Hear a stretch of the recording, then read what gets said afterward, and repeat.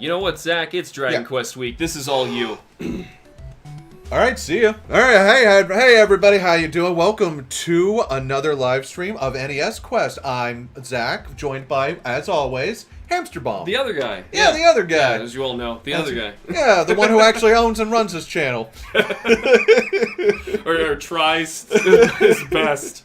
Oh boy. No, it's a lot on both our ends, honestly. I know for you, it's just been a lot at home, and yeah, I still have not heard anything back from our video people. No, they've given up on us. If I had time to sit down and make videos, which honestly is the problem now, I would make a video just digging this company into the ground.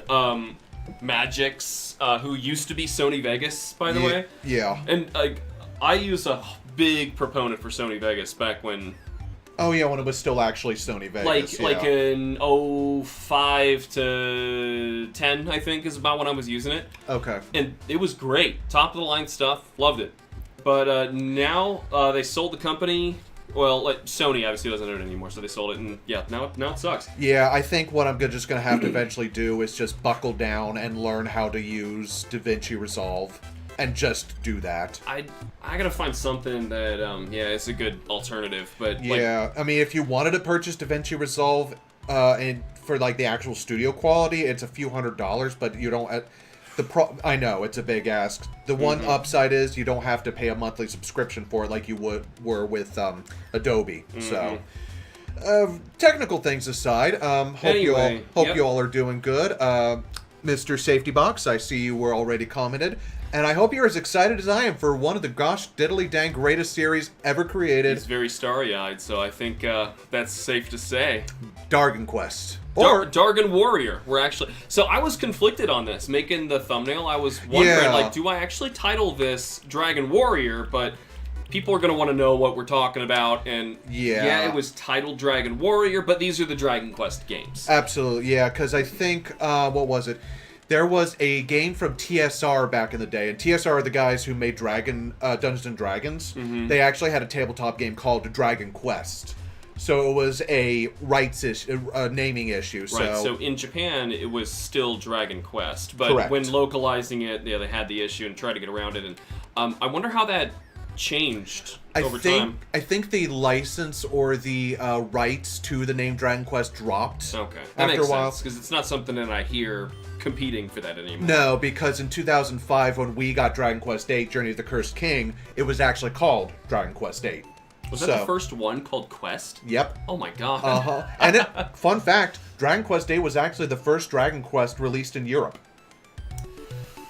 Ooh. They did not get any and they still called it 8, too. No, they actually just dropped the 8 and just called it Dragon Quest Journey of the Cursed King. It's like, Shin Megami Tensei 3 is the first localized Shin Megami Tensei game, and it's still called 3. Uh-huh. So, at least go for it. I got more respect for that, even though, of course, you're gonna lose sales because people are confused. Yeah, wasn't it in Europe just called, didn't they drop the 3 and just called it Lucifer's Call in Europe? They called it something funny, but I know they changed it later. The similar thing with Dragon Quest happened with Star Fox as well, with Lilat Wars. Yes. Which it's still called to this day, I think. I think so, I think it's still called Lilat Wars. Because there was a game, there was a space shooter or a jet shooter called Star Fox, I think. Yeah, we never confirmed if it was that game called Star Fox that we played on the Atari Action Hour. Oh, yeah, that's right. Because remember, we did play a game called Star Fox, but anyway, we played nothing called Dragon Quest, so I'm calling this Dragon Quest. Just deal with it. All right. I have issues with that. The roles are reversed today. Absolutely, that's Sarah. Right. I'm ready to time and look up some information on Dragon Quest as Zach starts this up. We're also going to be playing this, just to let you know, all of these today in this one stream. Obviously, we're not beating them. No. I'm going to be just keeping a timer, so we're on a regular pace. We're going to try and keep this around 2.5 hours for the whole thing, 30 minutes per game. Yeah. And so that's what my little timer here is. Zach, however, is going to try and get as far as he can, generally, get some goals done in each of these games while we talk about them. Yes. And he does have the ability with the Super Nintendo controller plugged into this to fast forward and rewind. Yep. So, he is going to be able to pull that off and hopefully make some of these random encounters and stuff a little bit faster. And if something horrible happens, he can back up and save us some time, too. Because the NES, bless its heart, just struggles an awful lot with stuff. Man, I can speedrun Metroid on NES, and man, it is a relief when it starts getting slowed down. Because I'm like, oh good, now I can see what's happening. Right. But in an RPG, yeah, you don't want that. No, you want the speed, exactly. Yeah. But, so, we're gonna try and time these around 30 minutes each, trying to, or meet a goal, whatever happens first. Yeah. So this first one, we were talking about a little briefly of what our goal would be of Dragon Quest 1. Yep. So what are you thinking we can get to? I think we can get to Erdrick's cave and get the tome that tells people, hey, I'm actually the descendant of the hero Erdrick. We'll see if we can get that. Yeah. So, but anyway, let's go. Dragon Warrior. Quest 1. Yeah, Dragon Warrior. Now let's actually see the introductions. These are pretty nice. Yeah, Dragon Warrior with a new trademark. Meaning, man, that stinks. You imagine you come up with a title for something, you trademark it, and you realize, oh, I gotta trademark another alternate title now. Yep. Originally released in '86 in Japan. By Enix. Yep, and came out in '89 here in the States. So, I think that's part of the reason why this game did not take off, is because it released after stuff like Final Fantasy, or just before Final Fantasy, but after before. Zelda, Yeah. After like a bunch of heavy-hitting games, yeah. Okay, so, you say that, but, whatever, just do canon names, if you can. Let's I know see. some of these older ones there aren't. Yeah, no, this one, I don't remember. There might have been a novelization that gave him a name, but that's not typically Hamster. canon. I just write Hamster when I don't know. H? Okay. So, Yep. basically, one of the earliest Nintendo Power issues was actually a huge dive into Dragon Quest, and it really helped that game because there was a lot of player polls and stuff I could read at the time of like how much people like certain games and how the years change how they like things. Like, for example, Metroid, because I pay attention to that on there. Like, of course, it comes out and it's slowly going down on popularity, and then Metroid 2 is coming out soon. So Nintendo Power does a whole guide on Metroid 1 because the first issue came out after the game. So they do a cover on it, and all of a sudden, boom, Metroid goes way up higher in the player polls. Metroid 2 releases on the Game Boy, and now it's in the top 10, like, most popular games again. Oh, yeah, Metroid 2, for a while, was #1 on Game Boy.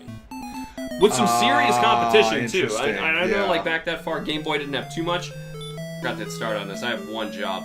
That's okay. There you go. You get some bonus Dragon Quest time. Tell us what's going on right now. All right, so basically the king here has just summarized the plot that you would get in the manual. The Dragon Lord has come and taken the Ball of Light, the sacred magical artifact that has guarded the whole entire kingdom of Alefgard for years, taken it from them, and has also kidnapped the Princess Gwaelin. And it is your job as the descendant of the hero Erdrick to go out there on your own, no help whatsoever, no money, no equipment, and take on the Dragon Lord and save the princess.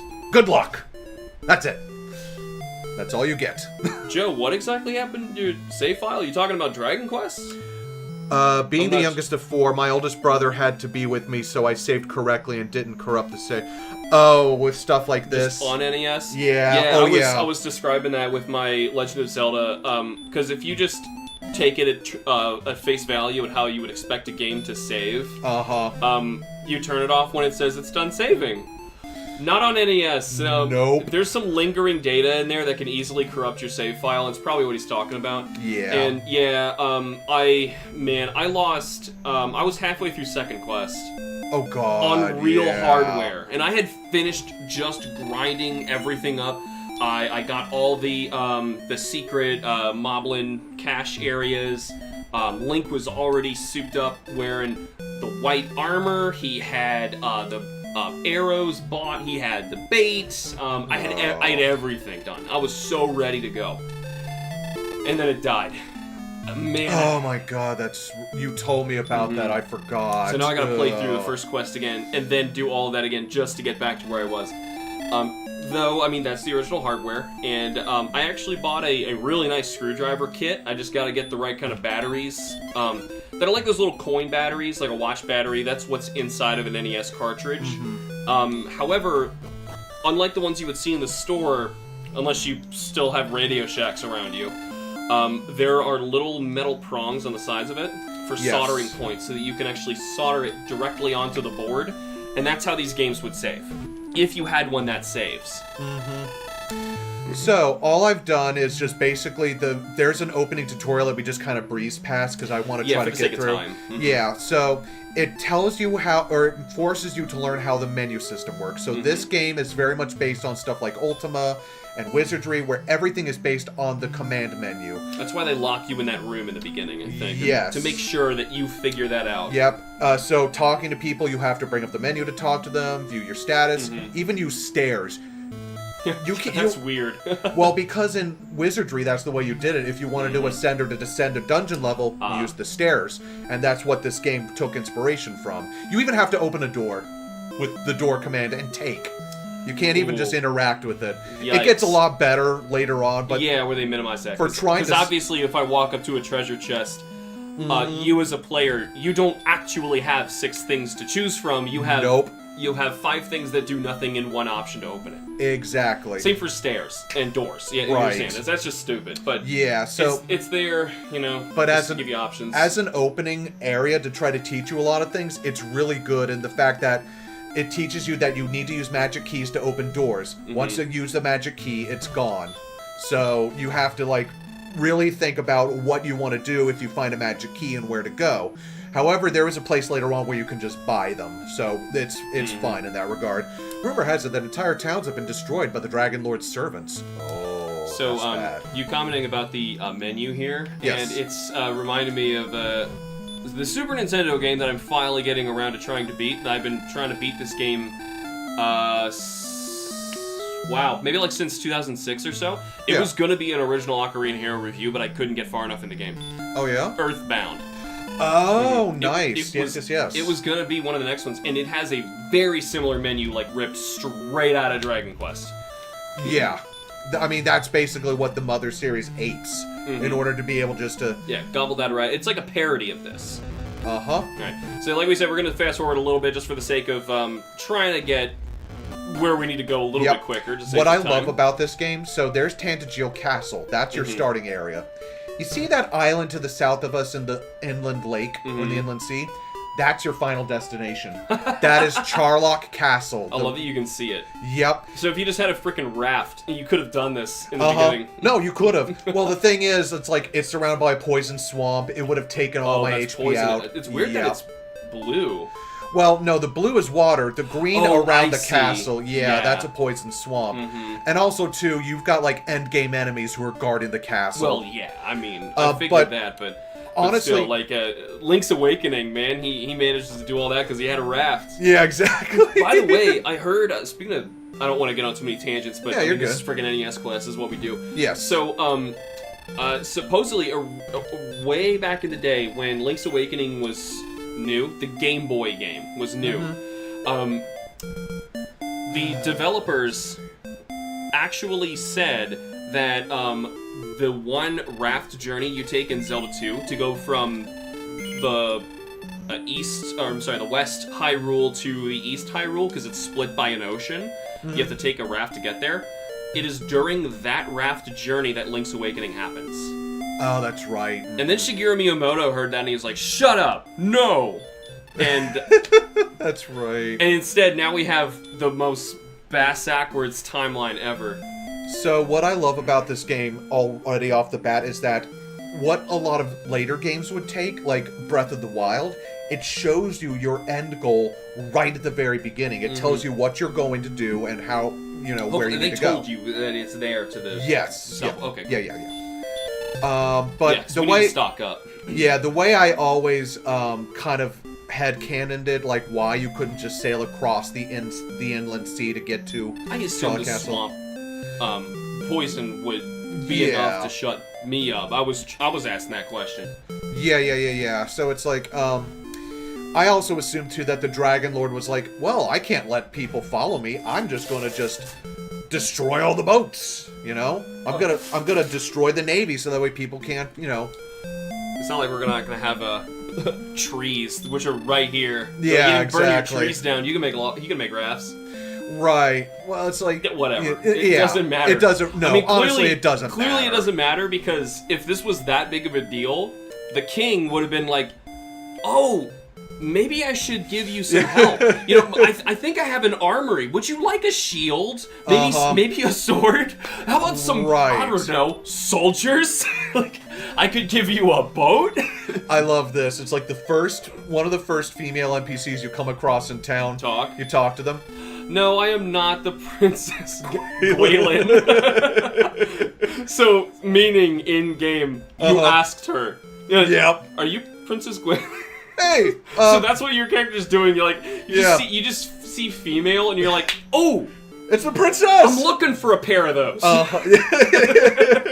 Yep, see, within sight of Tantagil Castle to the south is Charlock, the fortress of the Dragon Lord. Cool, yeah. That is a Mario brick, if I've ever seen one right there. Actually, isn't that the same? That might be the... I think it is. I just made this... No, I didn't. I gotta show you this downstairs. We didn't have time, but... Yeah. I made some new itty-bitty perlers. I'm trying to do NES games where instead of just doing, like, the characters, I'm doing, like, a little scene. Yeah. And I made one of Mario, and it's Mario at 8-4 jumping through just past the hammers over Bowser, and he's about to hit that axe. If thou art cursed, come again. Okay, cool. Yeah. So this is the town of Brecon area. It's your beginning town. Can you, before you leave? Yes. Those trees look like fish. Just saying. They do. I had to say it. Yeah. No, I totally see it. Yeah, they have brown tails. They even have a dot for an eye. Yeah. They're all fish. So the other thing I wanted to comment on real quick is that, since I had no equipment, as soon as I equipped a club, your sprite actually changes. So you got like a little weapon in hand now, which is really cool. It's a sword, not a club, but you know, whatever. So we gotta... I'll read comments for you. Yeah, please. So now begins the grind. Yeah, Joe says Dragon Warrior 4 was always my favorite as a kid, but with all the attention Dragon Quest 3 has gotten, love it so much more these days. And I'm looking forward to the HD 2D remake of Dragon Quest 3 so much. Really would love a demo. Yeah, for how much money they're asking for that, they gotta give you a demo. Like, you gotta wow people. They really should. I wonder what it would play to. I don't know. Because we were just saying, like, there's not like a good 30-40 minute cutoff, like you beat the first boss or something in this. Right. Good luck with that. Yeah. Cameron says, just as Alex said, shut up, an ad played for me. Oh. Shut up! Okay, I guess that's what we'll do. He hit with another local political ad. So, man, I'm getting so sick of those. Political season never needs good. to end. I don't think anybody actually likes it. So here we are. Here's the slime. The series mascot, the slime. Yeah. Well, we just fought a red slime first. Yep. If you could take him out, you can take the regular one. Yeah, exactly. Isn't it a she slime is the red one? Correct. Okay. Is that established yet, or is it? I'm just grinding. I'm not even paying attention. Yeah, whatever. Okay. So seems our hero's never seen a real woman before. So realistic. He has that very shonen mindset, like, oh, woman, yeah, princess. He's like, oh yeah, he just. It's all Akira Toriyama, so I'm thinking he could be kind of like Goku, like just didn't even associate with society, and now he's suddenly like, oh, I have to what? Okay, what's a sword? Go kill a. All right, and the king's like. Okay, while you do that, I'm gonna go figure out a real solution here. Right. We need to reinstate the draft. Go get him, Erdrick. You can do it. Except that's 3. He doesn't really have a name yet, sort of. He's a descendant. Yeah. So who knows? Bob. Go get him, Bob. Hamster. Well, I mean, we called him Hamster because we didn't know. You know, I'm curious. I'll look it up. That is my job here. I'll see what I can find. If there's canon names for Dragon Quest. Yeah, sorry. Tell me if the fast forwarding is getting annoying in terms of the. No, they're just called red slimes. The sounds. Oh, just red slime. Yeah. Canon hero names Dragon Quest / Dragon Warrior. Dragon Quest 1 doesn't have one. Dragon Quest 2 doesn't have one. Dragon Quest 3 technically it's Erdrick. Technically. Dragon Quest 4. The male is Solo, female Sophia. Yep. And we leveled up. From here on, it looks like they have actual names. So yeah, they do. For Courage and the Wit. The first 2, we're not going to have this issue. No. Courage and Wit have served thee well. Thou hast been promoted to the next level. Thy power increased by 1. Thy max hit points increased by... Ooh, that's a really good one. Wow, a big jump. Because the stats in this are also determined based on your name or something? Correct. Your starting stats and your stat growth are actually determined by your starting name. So... hopefully we're lucky, and Hamster was an acceptable name here. Did you go lowercase? Big H lower. Run. Yeah, you've There only we got go. 6 HP, so you're trying to get back here to heal. Yep. Yeah, because I don't have any magic yet, so I don't have the ability to heal myself. And so the thing that I love about this game, and also is probably the hardest thing to come back to, is that it is such a bare bones and simple game. Yeah, well, here, let's think of the time. Let's think of the time. So, we played Dragon Stomper, which was incredible for the Atari. Oh my god, Let's not undersell that. No. In fact, we still kind of want to do a whole stream where we try to beat Dragon Stomper one of these days, but not now. Not lately.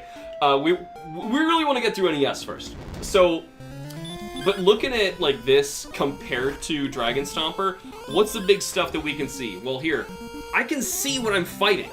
Yes. And like way more text is coming up and saying a lot more about what's happening. I could talk to people in a village and interact and heal with stuff. I'm not just kind of out there trying to grind as best I can. Right. And then trying to get as many people as I can or really buy. I think when you got to the second area in Dragon Stomper, you had to buy everything. Pay for villagers, and you couldn't. I don't think you could go back. I don't remember. I think you might have been able to, but we had no idea. Yeah, because we just jumped into the lair of the dragon, and it did not go well for us. No, the fact that we did it on our second try or so was pretty admirable. I think it was our first. Okay. I don't remember. Well, my second try, because I had done it previously. I didn't even get to the second area by that point. I was just messing around with it, and I didn't realize you could do it. I thought that the guy on the bridge to the east was a boss. Oh, and he had killed me and I lost the game. When we found out, you can get a pass to give to him, and you can get past then it made sense. But it gave me options, like you could rob the guy, you could do all sorts of stuff. So our first goal in the beginning of Dragon Quest is basically just to get our character a little stronger from being a sneeze away from death at all times from a regular slime. Yep, and so honestly, grinding in old JRPGs is one of my favorite pastimes, honestly, because it's so relaxing, and and also too the fact that you're just putting in the time to get stronger. The game actually rewards you for it. You know, you're reminding me of something. Yeah. I've been trying to think of simpler, easy things that I could try to do to make content like shorts or something on YouTube that's easier. And one of my ideas was just sharing stories of my memories of playing video games and things that people probably wouldn't have ever thought of, but are just really relaxing to me, or things that I just did over and over again. For example, in Majora's Mask, I would, on purpose, as a kid, over and over and over again, keep doing basically the tutorial, because you could do whatever you want in Majora's Mask because it's open. And I would keep going through the same motions again, and my goal, it wasn't like I was challenging myself or anything. It was one I liked playing the hide and seek game with the kids. I liked trying to solve the puzzle with their numbers, which always changes each time. Until you solve it for good, then I think it's written in your ROM or notebook. My thing I was working toward was I just wanted to get into that astronomer's lab. Because the music in there is just so mystical. And you get to look through his telescope and watch the moon tear come down. And from the very beginning, you can talk to a Deku Scrub, who says he really wants one of those things for his wife, so he can move out of here because he's scared he's going to get crushed by the moon. Yes. And it's almost like I turned Majora's Mask into a story about that guy, and he was the main goal, and just getting that moon tear, yes, I'm gonna go back, and I give it to him, get his land title deed, he can go off and join his wife, and he had a good ending. Because in Majora's Mask, the real tragedy, the beautiful tragedy of that game is you can't do everything at once. No. Even if you do the entirety of Anju and Cafe's quest, which I love that quest line too. Another level To up. accomplish that, you have to let Sakon rob the old woman.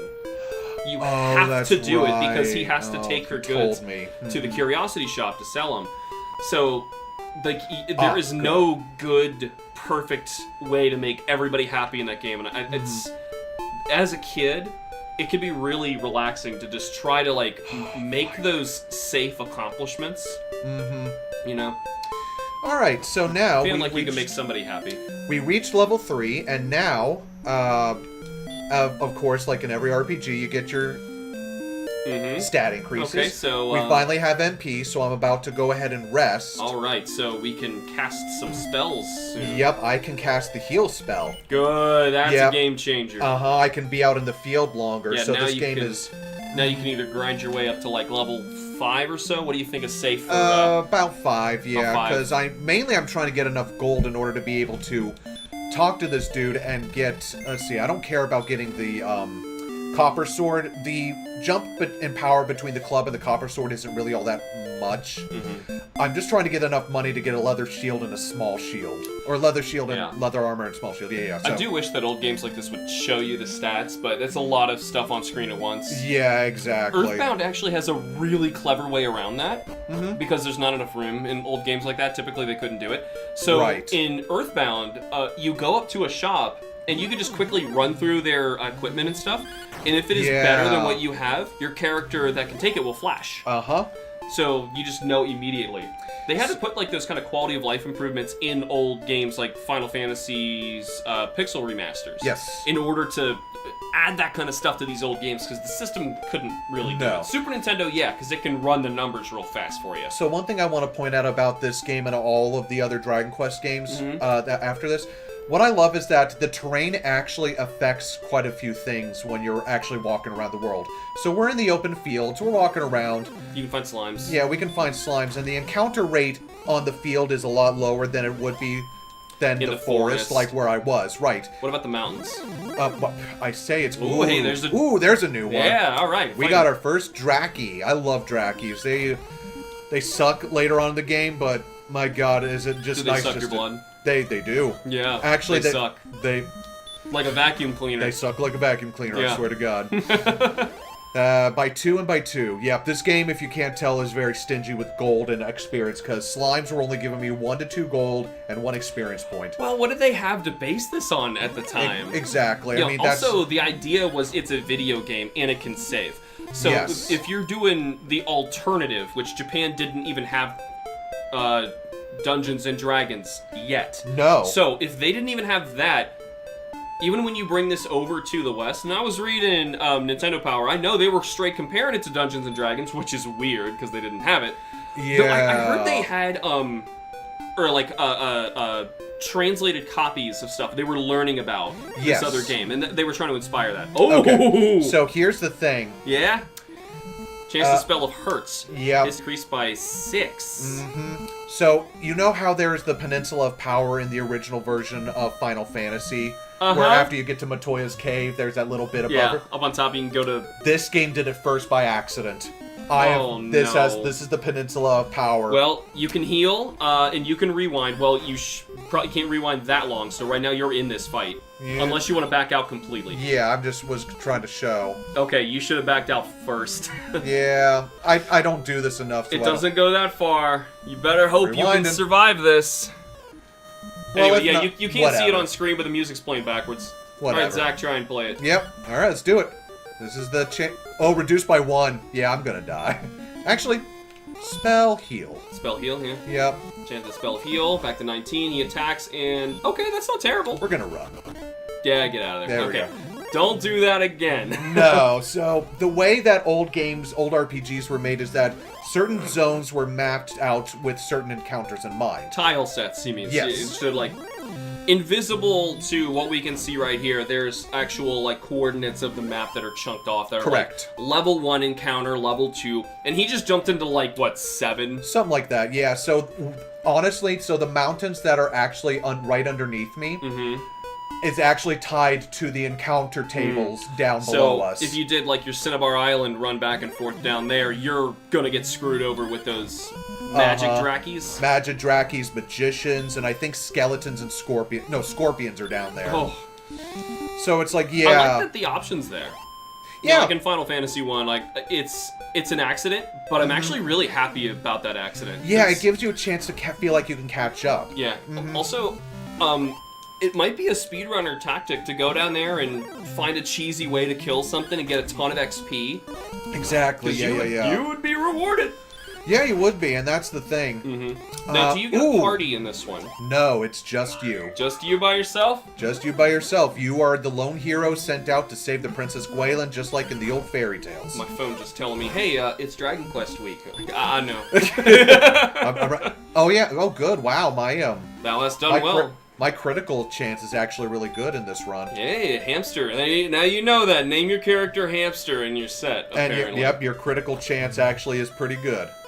Well, we might have had a chance against that guy. You could have saved. You could have thrown a save state in there. I could have, but like we don't need to throw our head against a wall. Let's play the game as intended. Yeah, exactly. So this guy here in Tangiel Castle is nice. You talk to him. Spells?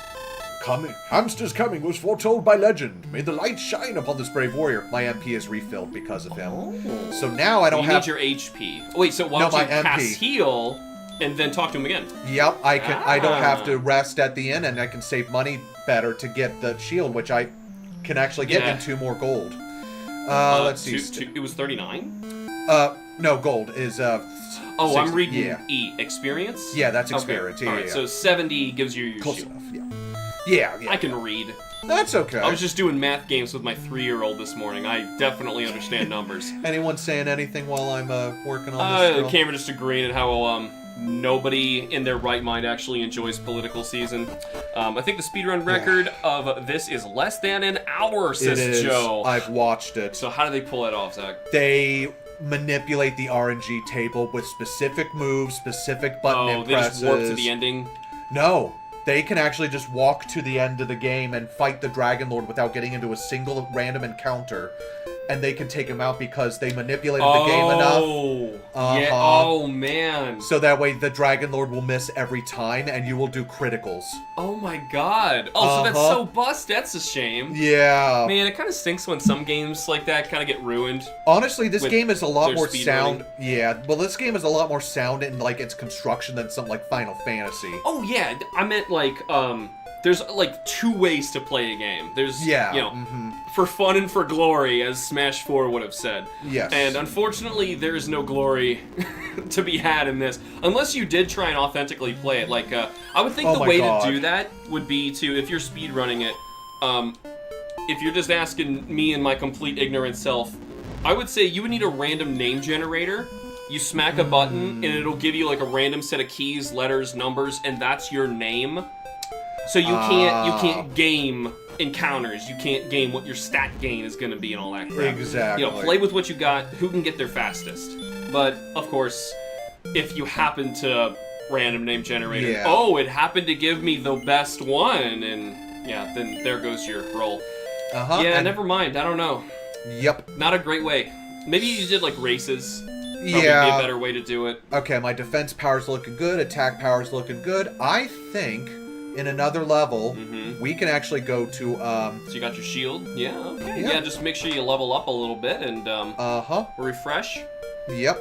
I did. Yep, so, You equipped it and everything? Is equipment already, like... Yeah, so in this game... You're not doing what I think you're doing, are you? I'm about to, maybe. You know what? Here, smack a save state in there. You know how to do it? There you go. Yep. Oh, I've played with this before. I know how to do it. Alright, throw that in there. Let's try it. It's been 27 minutes. I was gonna say, got a bit further than I thought. Yeah, you got about 4 minutes left. Speaking of, there he is. Scorpion! Let's see how well this goes. We'll consider this your boss, if you can beat any of these. Yeah. Okay. Because you're level 3, and this enemy is probably... Give us a guess. Oh, this enemy is like... I should be doing 7s. He just did like an 11 on me, and I'm only doing 1s. Here's your MP, so that's your last heal. Yep. 1. Ooh. Hey. Yeah, go for it. Yep. Ooh, he missed. Scorpion attacks decreased by 5. His points reduced by 1. Yeah. You're only dealing 1s. Yeah, you can't. So you can switch. Or see what happens when you die. Well, see what... The thing what happens, thou art dead. Thou art dead. The king revives you. Okay, good. Oh. No. You do not start the whole game over like Jesus. that. No. Death should not have taken thee, hamster. I will give thee another chance to reach the next level. Oh, good. Okay. Then yeah. Experience plus increase by. So, did you actually, like, save your XP and everything? Yes. So wow, you still have 39, yeah. So, he, death kind of means nothing. No, well, the only thing is you lose half of the gold upon death, but I used up all my gold in order to get my equipment. Zero divided by 2 is 0, so... Yep. Exactly. So, yeah, this game, like I said, is really good, and I'm actually... Is that the princess? Right there? Is that Hello? the princess? Are you Princess Gwaelin? Oh, where can I find Princess Gwaelin? Oh, that was weird. Yeah, she asked... The princess was asking where the princess was. That's weird. Why would she say that? God. So, like I said, I really do enjoy this game. I've beaten this a couple of times back in the day. On NES? On NES. Or like emulator, but the NES version, I mean. This particular version. I like the Super Famicom version because it actually makes it so that way, what is it? You actually gain more experience in gold per encounter. That's nice. Yeah, and it decreased the size of, like, the second game, because the second game is freaking huge, and it's empty in a lot of places. Yeah. But we'll get to that when we get there. That's probably my favorite thing they added in the Pixel remasters that I never expected would be that big of a deal is the ability to change the experience and gil amounts that you get for rewards. Yes, as much as I love grinding, there comes a point where it's like, look, we have better now. We know what a proper... Right, how to balance things better. Yes, exactly. Because I found, and this is kind of gross, putting them to max and just fighting everything you naturally run into puts you at the right level for challenge for bosses and everything. So I see that and I'm like, man, I should have spent 4 times this much time grinding enemies between every little hurdle in the game. You should. Because the idea was they were trying to get you to play the game longer, you know? Well, the game itself is not that big, the original Final Fantasy. Or Dragon Quest isn't... No, this isn't that big either. Yeah, it's not that big either. You saw where you're going. Yeah, because the kingdom of Elfgard is actually, like, just an island. But it's big for an island, but it honestly will not take you that long to walk from one end of the map to the other. So... But, you know, of course, when you've got slimes and scorpions and Drakes and stuff, that will actually, like... What XP do you need to get to the next level? I think I need 2 more. Okay. So I'm about to, like, dunk on this dude. You're super close to your time. So what I would say, how about you get to this level? Never mind. Okay, cool. Let's get to this level, and we'll try to get to where you said you wanted to for your goal. Yeah. Because you can head there now. That was what we were going to do. Yeah. Ooh, wow. A huge increase in magic. And a new spell. You might be able to beat, you could probably heal enough now to beat a big nasty down south. You want to try? Maybe that's the stopping part. Yeah. Maybe. You know, because getting a stinking tablet that says you're the descendant of Erdrick isn't that exciting. And it doesn't, so if you can beat something this early, let's try it. Yeah, okay. Hey, you. Heal me. Magic! There are some games that are way too grindy. Yeah, well, the thing is, a lot of these older ones especially, they didn't have anything to gauge it off of. And it's a delicate balance that they were guessing on. And playtesting guessing. So... Yep. It's a wonder that it works, which is kind of why I think Dragon Quest II is a good example of how it can screw up from what you've told me. And we'll talk about it when we get there. Yeah, we're almost there. So let's just see if I can beat a Magidraki or a Scorpion. Yeah, you want to throw in another save before you encounter him, though. Yes. Well, sure, we'll take out this red slime first. Yeah, I mean, it's just going to take 1 smack and it's gone. Excellent. Alright. Yeah, it's really stingy with XP and gold. Okay, let's throw it in there. Let's see what happens. See what you get. Yep. And see now because if you could, like, theoretically, if you could start killing them here, then you could totally buff him up and prepare him for anything, like, for the first, like, third of the game. Exactly, yeah. Here we go. A Scorpion, back. Good, okay. Let's see if we do more than 1 damage. Nope. Reduced by 1. Nope. Well, so your attack is still the same, but at least you can heal more times. Correct. You have the shield this time, right? You didn't have the shield before? I got armor now. Armor, okay. Yes. So you might have... Ooh, good, that was a 7. Hey! Okay. Okay, you gotta heal. Spell. It's okay, we got plenty of MP. Was it 5 each? No, it's 4, okay. Yeah. Actually, I wonder if the hurt spell actually will do more to him than anything. 7. Yeah, Yes. yeah. Okay. So let's just Keep spamming that. Yep. Exactly. Make him hurt. Make him hurt. How much HP does he have? There we go. Yeah. There 6 we and go. 14 gold. 6 and 14. Yeah. There we go. All right, cool. So he beat his boss. You're not trying to kill yourself now, are you? No. No, I've got 26 gold. I don't want to lose half of that. Yeah, how about you safely get back, and we'll say that was a good old grind session with the Erdrick. So, give us like a quick Spark Notes rundown. That site still exists, right?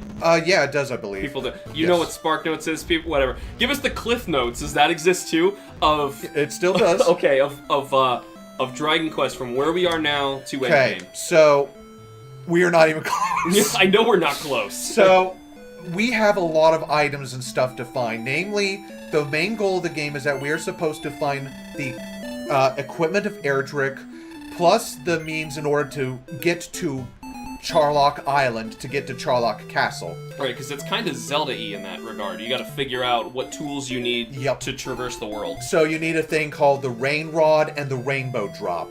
And so the whole thing is you're basically making a rainbow bridge at the very end of the game to get to Charlock Castle. Ocarina of Time. Yeah, exactly. Yeah, Ocarina of Time probably took that from this. Ocarina of Time, it probably did. I always thought that was weird in Ocarina of Time. Like, so I collected these sages for half the game just so they could make a rainbow? Are you kidding me? Yep. That's what they do. They made a rainbow. Yep. And so it's like, so you are trying to find the sages who are hiding all these items from the Dragon Lord, so that way he doesn't completely prevent the means from getting to his island. Mm-hmm. And eventually you do find, about halfway through the game, you do find the Princess Gwaelin in a cave on your way to the next area, who is guarded by a green dragon. It is your first dragon that you actually come across in the game. And the fun thing is, you can choose not to save her. You can just let her rot in that cave with the green dragon. And he's spooky. Don't touch He is. these. Oh my god, he's actually hard, especially for the level you were actually supposed to fight him at. Mm-hmm. And so, the funny... They just blocked you in. Yep. Isn't that great when NPCs can randomly do that? We can start switching now. Okay, back out. Let's throw a save in here. Yeah, yeah. I saved with the king, too, so... Yeah, it's nice being able to comfortably, like, rewind and fast forward through these, too. Uh-huh. So now... So, quick finish your rundown before we... Yeah, so, like, the game is so open... And it's kind of a shame that later Dragon Quests aren't as open as this, but they're so much more complex that it's very hard to do. Yeah. So you can choose, at the end of the game, the Dragon Lord will talk to you, and he'll say, "Oh, hello, Descendant of Erdrick, I'm so happy to see you. Hey, I'm going to offer you a choice. We can fight and I can kill you, or you can rule by my side, and I will give you half of the world to rule along with me. You can agree. And then it's game over." well, game over as in, do you get a cutscene for winning and it rolls credits? No, or is it just... No, like an orange tint goes over the screen, a different type of music actually plays, a unique piece of music. Okay. And the Dragon Lord just says, and it just freezes on the Dragon Lord saying, "I am glad you have seen reason. Welcome to the fold." Oh my. But you can fight the Dragon Lord after saving Princess Gwaelin, and in the end, you get married to her, and you both go off to found a new kingdom. You can actually fight the Dragon Lord while holding on to the Princess Gwaelin. You don't have to go back to Tantagil and give her back to her dad. I wonder if... And you actually get a unique cutscene. Oh my god, that's cool. Yeah, it really is. I wonder... They thought of everything. Well, you better not take her to see any of the other women who you just asked, "Are you Princess Gwaelin?" And she's like, "I'm Princess... What? I'm a hero!" But no, once the HD 2D remakes of this one and the second game come in, please give those a shot as well. Yeah. I absolutely adore the first game for its simplicity, its groundbreaking stuff that it actually did in consoleizing a complex genre. Like, Ultima and Wizardry are freaking hard and they're freaking obtuse to really understand. Yeah. But this game made it approachable for anyone of any age, and that's what I love about this and the series as a whole. And these cute cartoony characters too for an NES game too. Oh yeah, by Akira Toriyama. Oh my god, yeah. He's the guy who basically took the wizardry slime that Yuji Horii presented him. Like, hey, can you... Looks like a Grimer, but not as cartoony as that. No, it looks like a melting human, and it's kind of freaky. It's really ugly looking. That was the original slime, what it was supposed to look like. Yep. And yeah, Akira Toriyama's like, in like what, like 15 minutes or something? Yeah. Because it did not take him long. I heard about this. He just like whips out one of the most iconic video game characters of all time. Ever, yeah. Yeah. And he's just like, it's just a little teardrop with a happy face and like bright eyes, like, oh boy, a hero. Yep. I get to fight you. And it's so good. May he rest in peace, Akira Toriyama. I know. It's such a shame. But at least I'm really worried or wondering, like, how impactful would his legacy be now on Dragon Quest XII? You know, and well, I think pre-production was wrapped up. I'm sure it was, but like, I'm always going to be nervous because you don't know who's taking these people's places. Well, from what I understand, Akira Toriyama had a lot of his understudies or his people that he was teaching help out with stuff. That's good. Same with... not enough of that happens. Especially at Nintendo. Man, they don't... And especially, I think, too, with Koichi Sugiyama, the music composer for the whole series, up until 11. He also, I think, had like an understudy help him finish up the OST for 11, but he did the bulk of the work. So I'm sure a lot of the music was finished for Dragon Quest XII, or if not, someone else is going to finish it up in Koichi Sugiyama style. We just know something weird is going on, because I know. How long has it been since our last logo they showed us? It's just been crickets. Yeah, that game is going to be a while, and I don't even... They say it's supposed to release on Switch, but I doubt it. No. At this point. Yeah, at this point, because the Switch 2 is supposed to launch next year. Yeah. Supposedly next like Christmas season is likely what they'll do. Probably before then, like around October is usually what they do. Something like that, so that they hit the Christmas window. Yikes. Yeah, but regardless, whatever your opinions on either Akira Toriyama or Koichi Sugiyama are, the legacy they've at least left behind, at least in the video game industry, it cannot be overstated, honestly, I feel. But, so, why don't we get into Dragon Warrior 2 and see what all changed up, shall we? And start the timer. Ba-bam. Now, we also get something really cool here as well. This is the one with the cutscene? Yes. Okay, so I mixed it up before. I was fine. Remembering... We were playing something else on NES. Dragon Quest... I don't remember, actually. Because I was saying, like, oh, it looks just like the Dragon Quest cutscene. Yeah. Now, this one's a little bit more simple. Oh, no, this isn't the one where they're fighting the dragon? I'm thinking of 3, right? Yeah, you're thinking of 3. That's we'll get 3. there. We'll get there. Oh, we'll get there. Yeah, but look. Donwa. Oh, now I can read it! So I guess the big thing is they're like, hey, a party! Yes. So instead of one hero, like you see in the middle, you get 2. Well, extra heroes. 2 extras. Yeah. Like, this is simpler that... Wait, Dragon Warrior Part 2. That's the way it was translated in the States. But it's not the same guy. No, it's not. This game takes place 100 years after the first game. Oh, why did they... Oh, man. Okay. I know. Well... Alright, so Begin a new quest. We had some good luck last time with the name Hamster. You gonna try that now, again? I think it's... Well, this time I think it's fixed. Okay. The experience and growth tables are actually It's fine. a little less fun to me, but honestly, that probably is what ruined the first one for speedrunning, so... Yeah, you had to have, like, a weird name in order to get, like, the best of both worlds. That kind of sucks. So, what should we name him? Instead of Hamster, let's... Bomb. Okay. Yeah, we'll do both, because after this, we're gonna have, actual canon names. Yep, Prince Bomb. Yeah, there's 2 of them. Yep, I saw 2. Yep, saw 2. That's 2, I don't see anything wrong here. Nope. Yeah, I was doing lots of math games, trying to make math seem... But this one... Yeah, put it on fast. Now, so here's the thing, too. We actually do... Every Dragon Quest game we got in the States up until 4 were actually the better versions of these games. So in the first one, you actually did not have a rotating sprite. Your character only faced towards the screen, and when you pulled up the talk menu, you had to say up, down, left, or right when you were talking. We got that. We got prettier graphics. In this one, we got the ability to save. The first 2 games ran on a password system in Japan. Well, that's not terrible. Okay, no. That really isn't that bad. Like, but people that exaggerate how big of it is. But yes, it does affect the way the game plays in the States, because now we save and don't have a password system. Well, I'll explain later. NES saving is janky, and a password always works. Like, more or less, you could then theoretically take your save data to an emulator or your friend's house, and it's fine. Exactly. But doing it, yeah. But this one, though, adds more story from the manual and puts it in the game, as we're about to see. Okay. prologue. They did not get a prologue. That says prologui. Prologue. Many years ago, a young warrior who was of the line of Great Hairdrick came to Elfgard and defeated the dreaded Dragon Lord, restoring peace to the land. For many generations, the descendants of that warrior ruled Elfgard and the surrounding lands, including the kingdom of Moonbrook, across the eastern sea from Elfgard. Which, theoretically, from that, your bad ending where you join him could have happened. Could have. It could have happened. It said you ruled. It didn't say you ruled alongside the bad guy, and also never said you killed him. Oh, peace ended suddenly. Said what? Peace ended suddenly in this kingdom. Well, what in the world is happening? Cried the king. Somebody flip the breaker. Get out of the basement. My liege. Go. Majesty, said the king's guard. The power is out.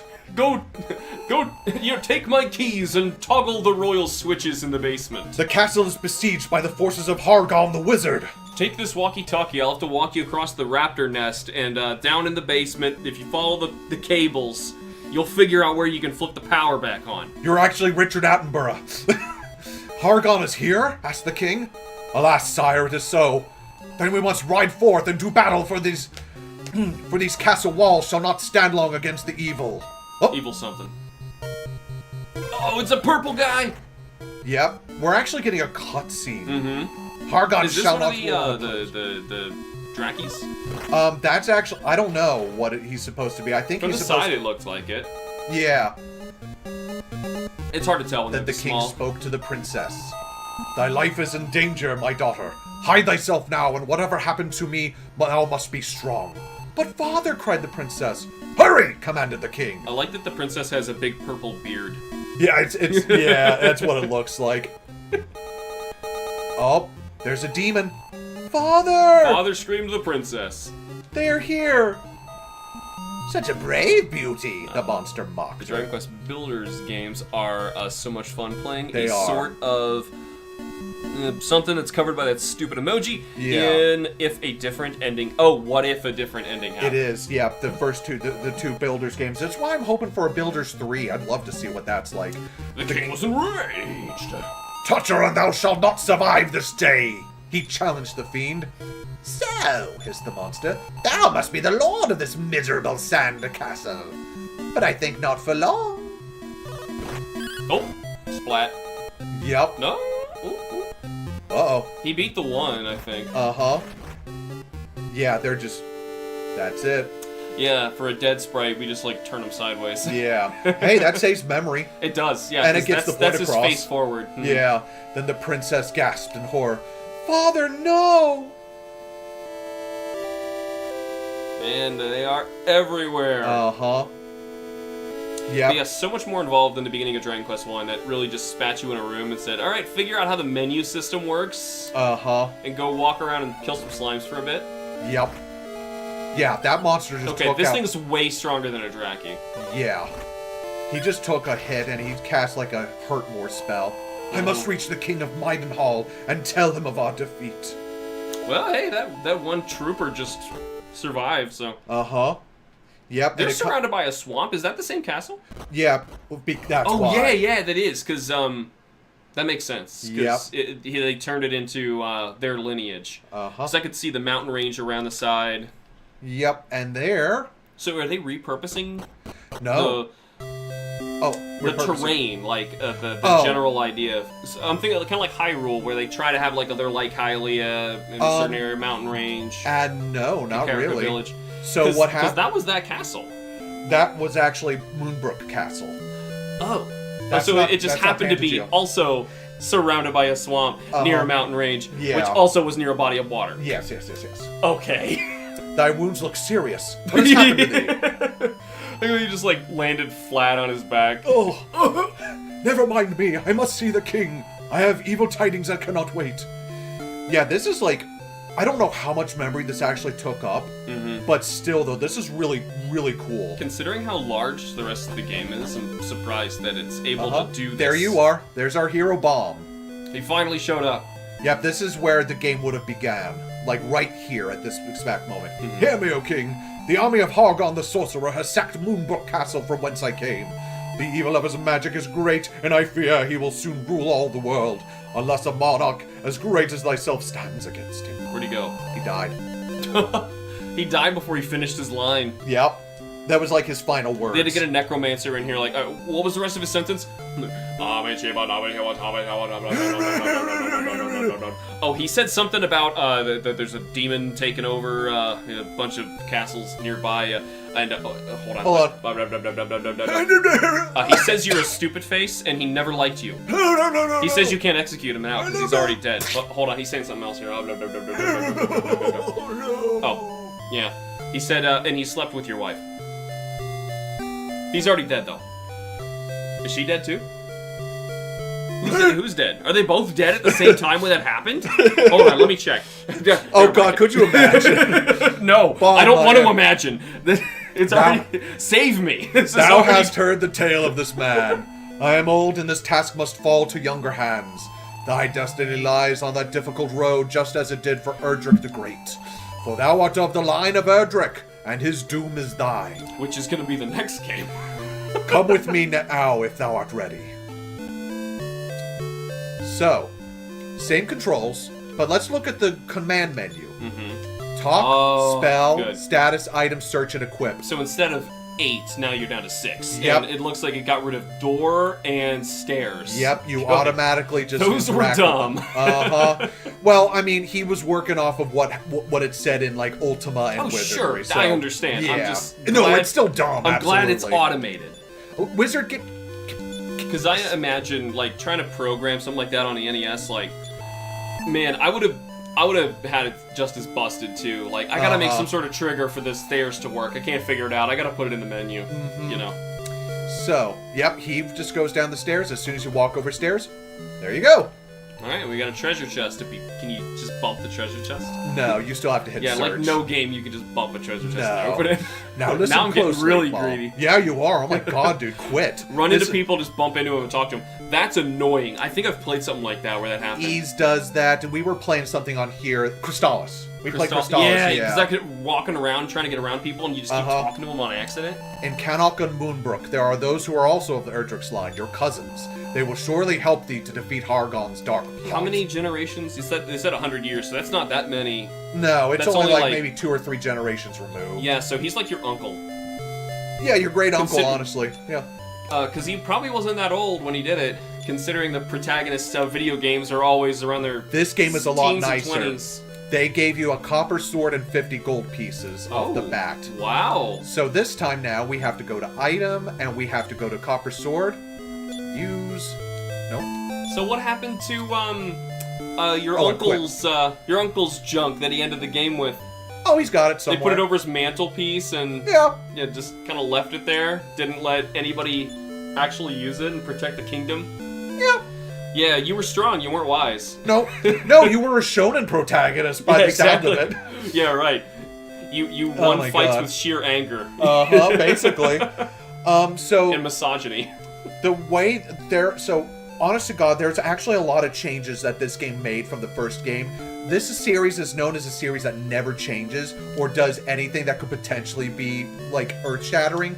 It kind of is considered, like, a very safe series because it keeps doing the same thing, but when you go back this far, yeah, everything's going to feel different. Yes.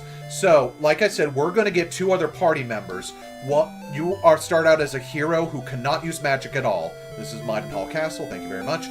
The next person you get, which is the Prince of Moonbrook, whose names for both the Prince of Cannock and the Princess of Moonbrook, their names are randomly generated based on the name you make.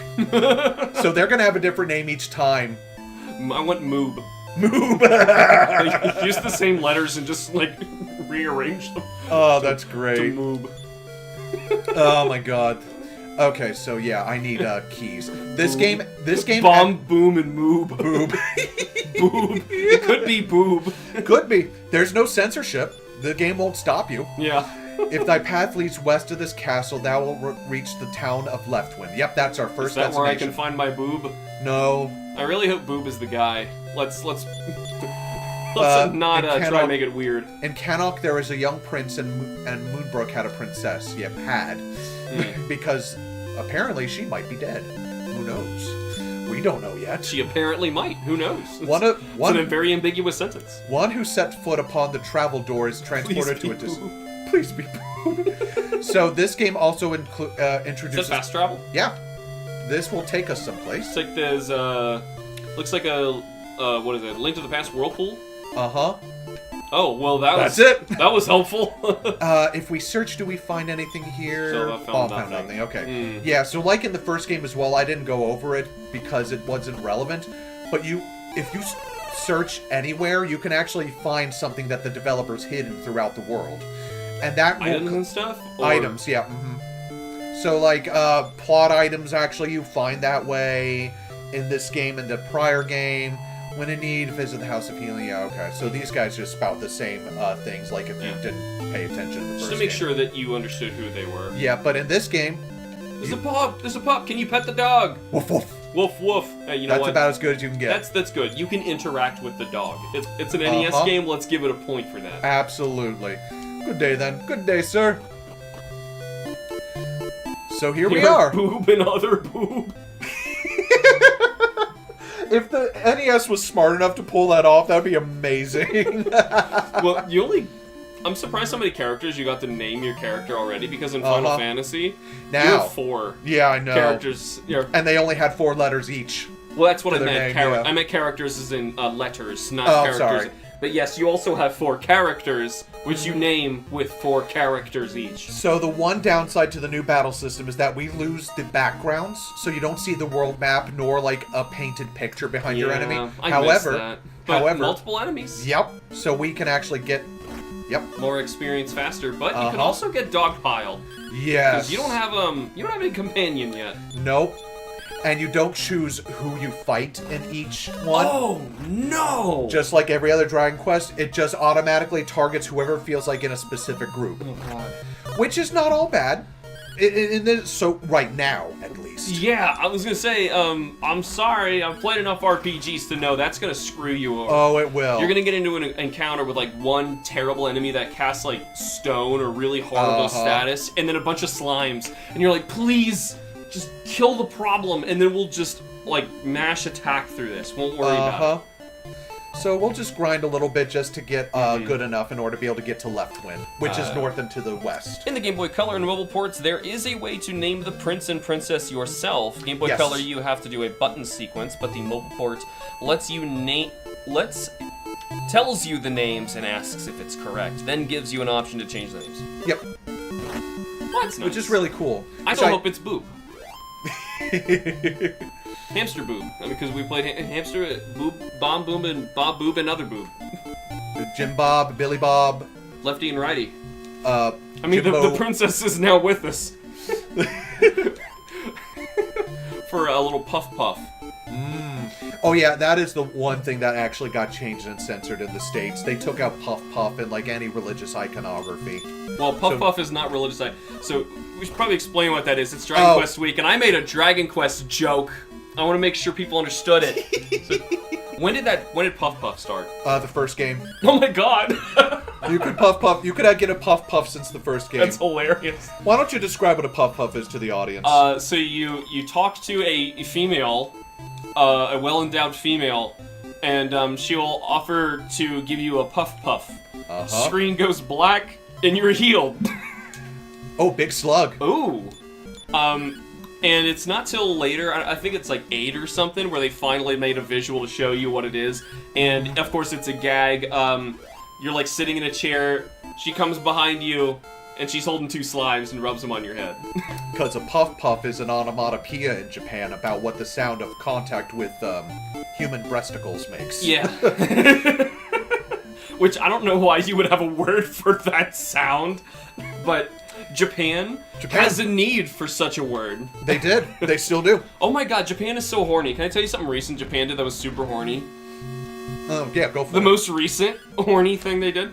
So, in Shin Megami Tensei 5 Vengeance, Atlas on Twitter, or whatever Musk wants people to actually call it, but it's Twitter. Yeah, it's Twitter. So, they put out a poll for players in the West and in Japan to vote on who they want to be the new demon navigators.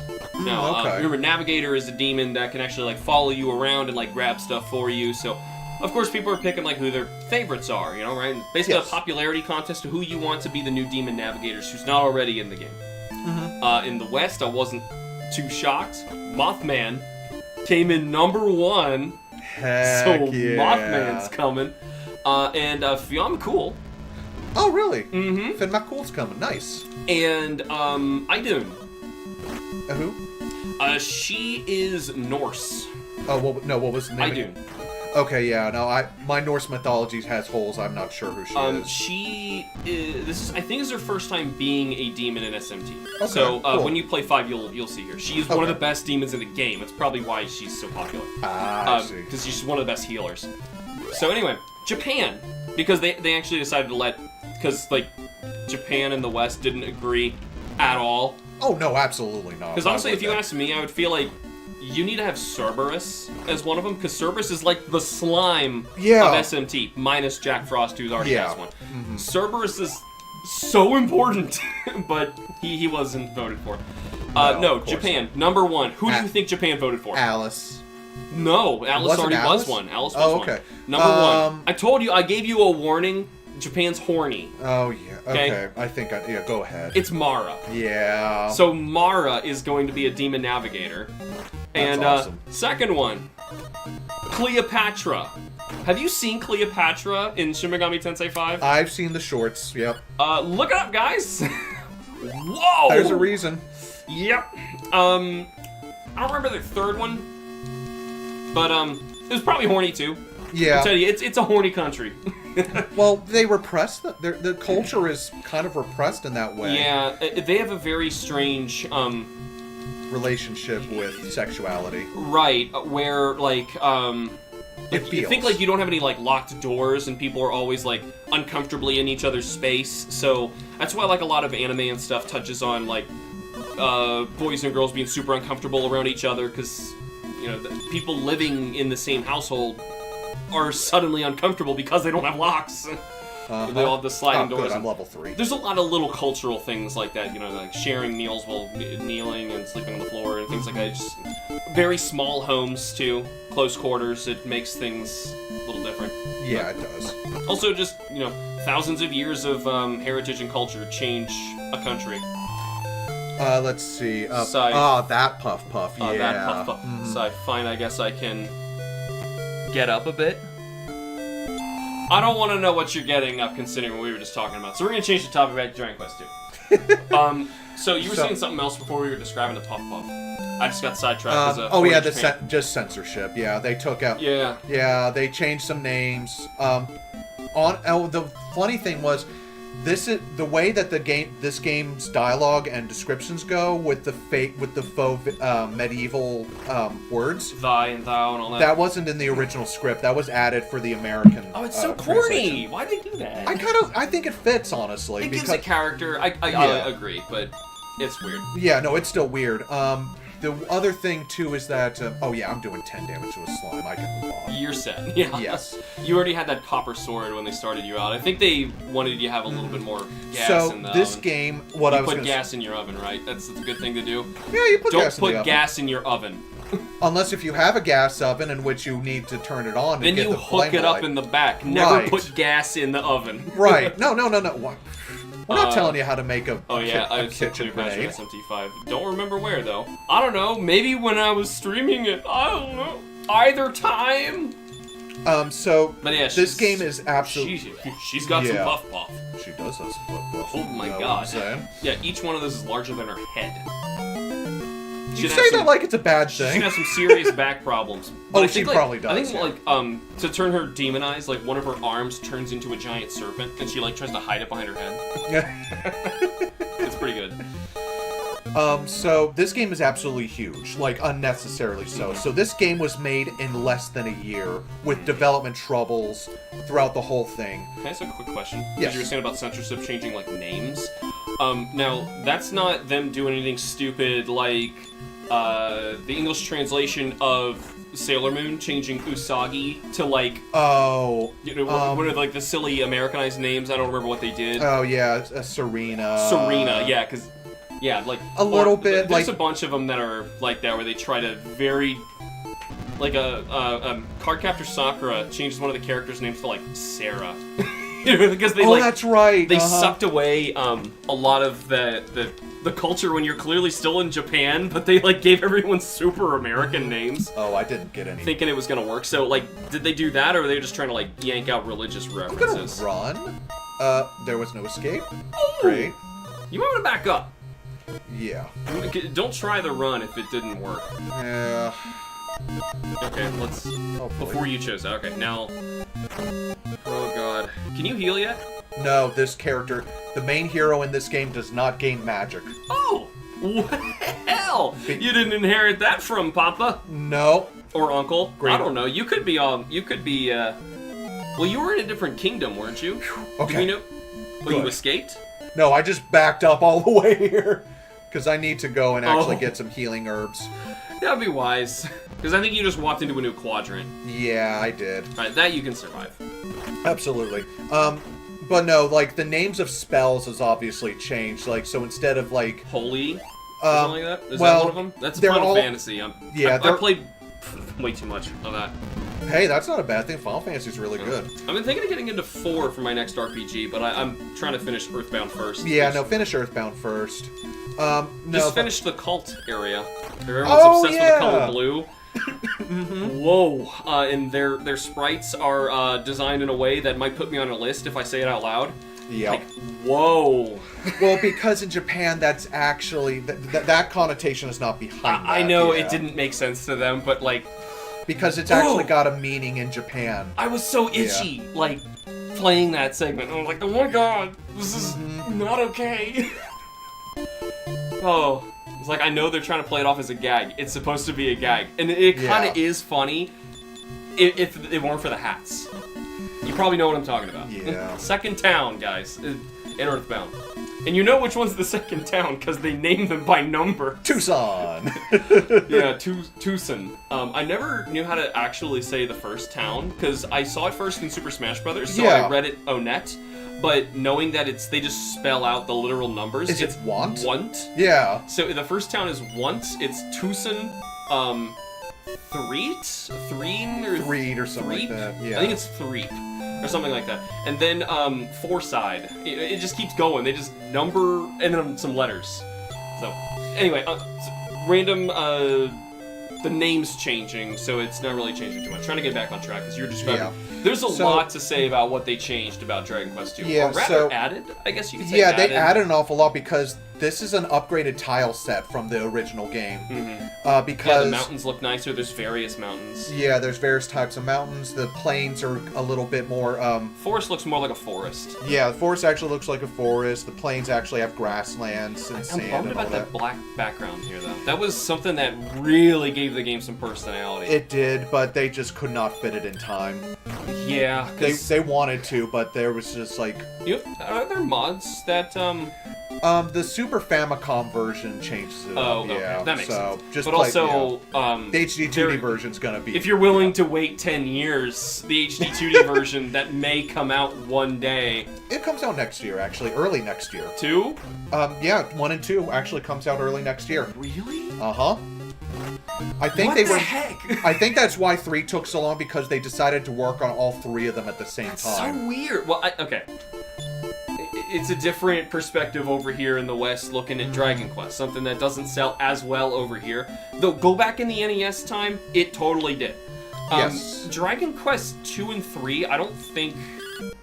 Now, let me think. Because I know we got Dragon Quest 1, and I remember reading about it in Nintendo Power, but I don't remember reading Dragon Quest after that point. They were all, like, Final Fantasy and other games that were taken over. Did this get localized?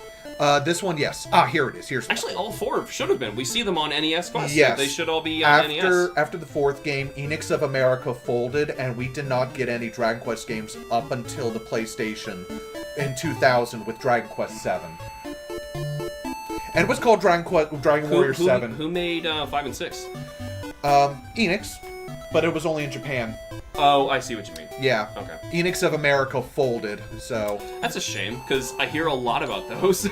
5 is my favorite in the entire franchise. It's a bummer they didn't bring it over, because, man, if we had, like, a... Super Nintendo? Super Super Famicom, yep. That's the unfortunate part. If They walk through the bushes? Yep. I feel like that should have a collider to it. Nah, I probably would have played this entire game walking around those, never realizing I could go through it. If there are poisons, yeah, you get oh yeah, status effects are actually new in this game, so you can get poisoned, and every time you walk across a new tile, you take a certain amount of damage. I like the healer standing here in a pentagram. Let's see, and also too, you don't have to always go back to the king in the center of the world map in order to save like you do in the first one. You actually can find priests who can actually save for you now in this game. Okay. Which is a huge change because the game is so huge, it dwarfs the original game. So Alefgard is actually still in this one.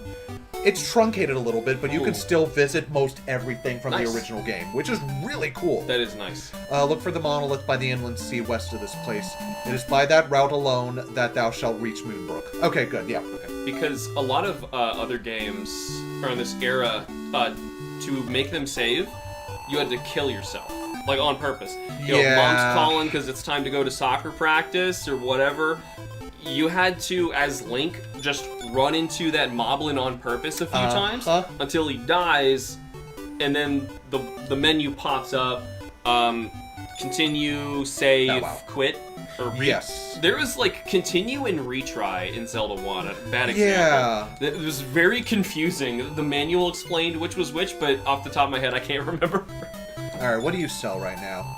Let's see, I've already got a copper sword. Oh, I remember. Yeah, what's up?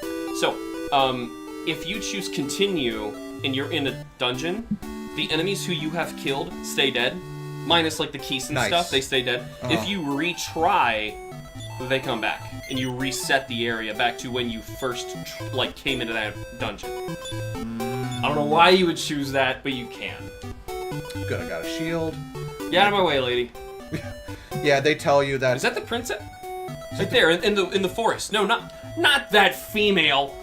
That one, that female. Is that the princess? Yeah, approach from behind. Wow. That's how you approach a dog. Yeah. Don't do that. Sniff the butt. You sniff the butt. Uh-oh. Oh, I didn't even get to the prince. Well, here, no, that's your wrap it up time. Can you try?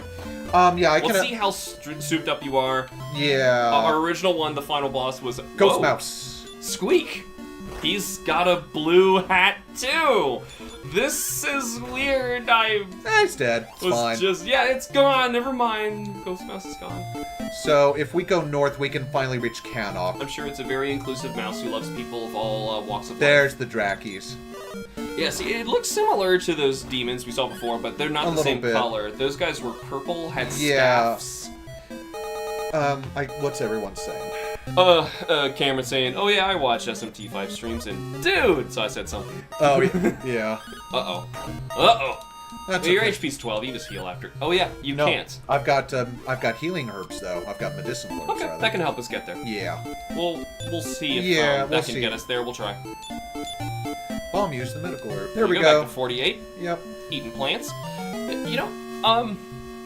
I can't think of an earlier instance in video games where you just eat herbs straight to heal yourself. Yeah. Because it's like Resident Evil's joke. Yeah. This is way before then. Yeah, Dragon Quest was 86. Is there anything earlier than where you're just eating plants and not drinking potions, which is... Outside of something like out of a Dungeons & Dragons thing?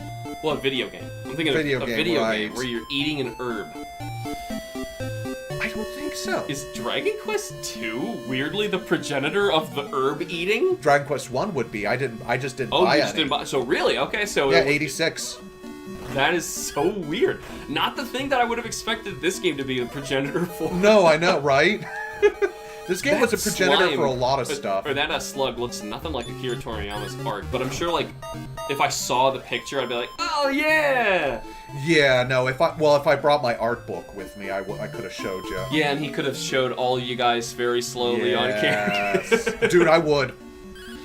Magician. That's a dude. Can't you reason with him? Nope. He's got a bat on his That's the symbol clothes, of I guess he needs to die. That's the symbol of Hargon. He's a bad symbol guy. Of Hardon. Oh, hello. Yes, that symbol. Yes, the symbol of Hardon. Think about it. Hast thy travels taken to the monolith, the symbol of Hardon. My brother must be there now. Oh.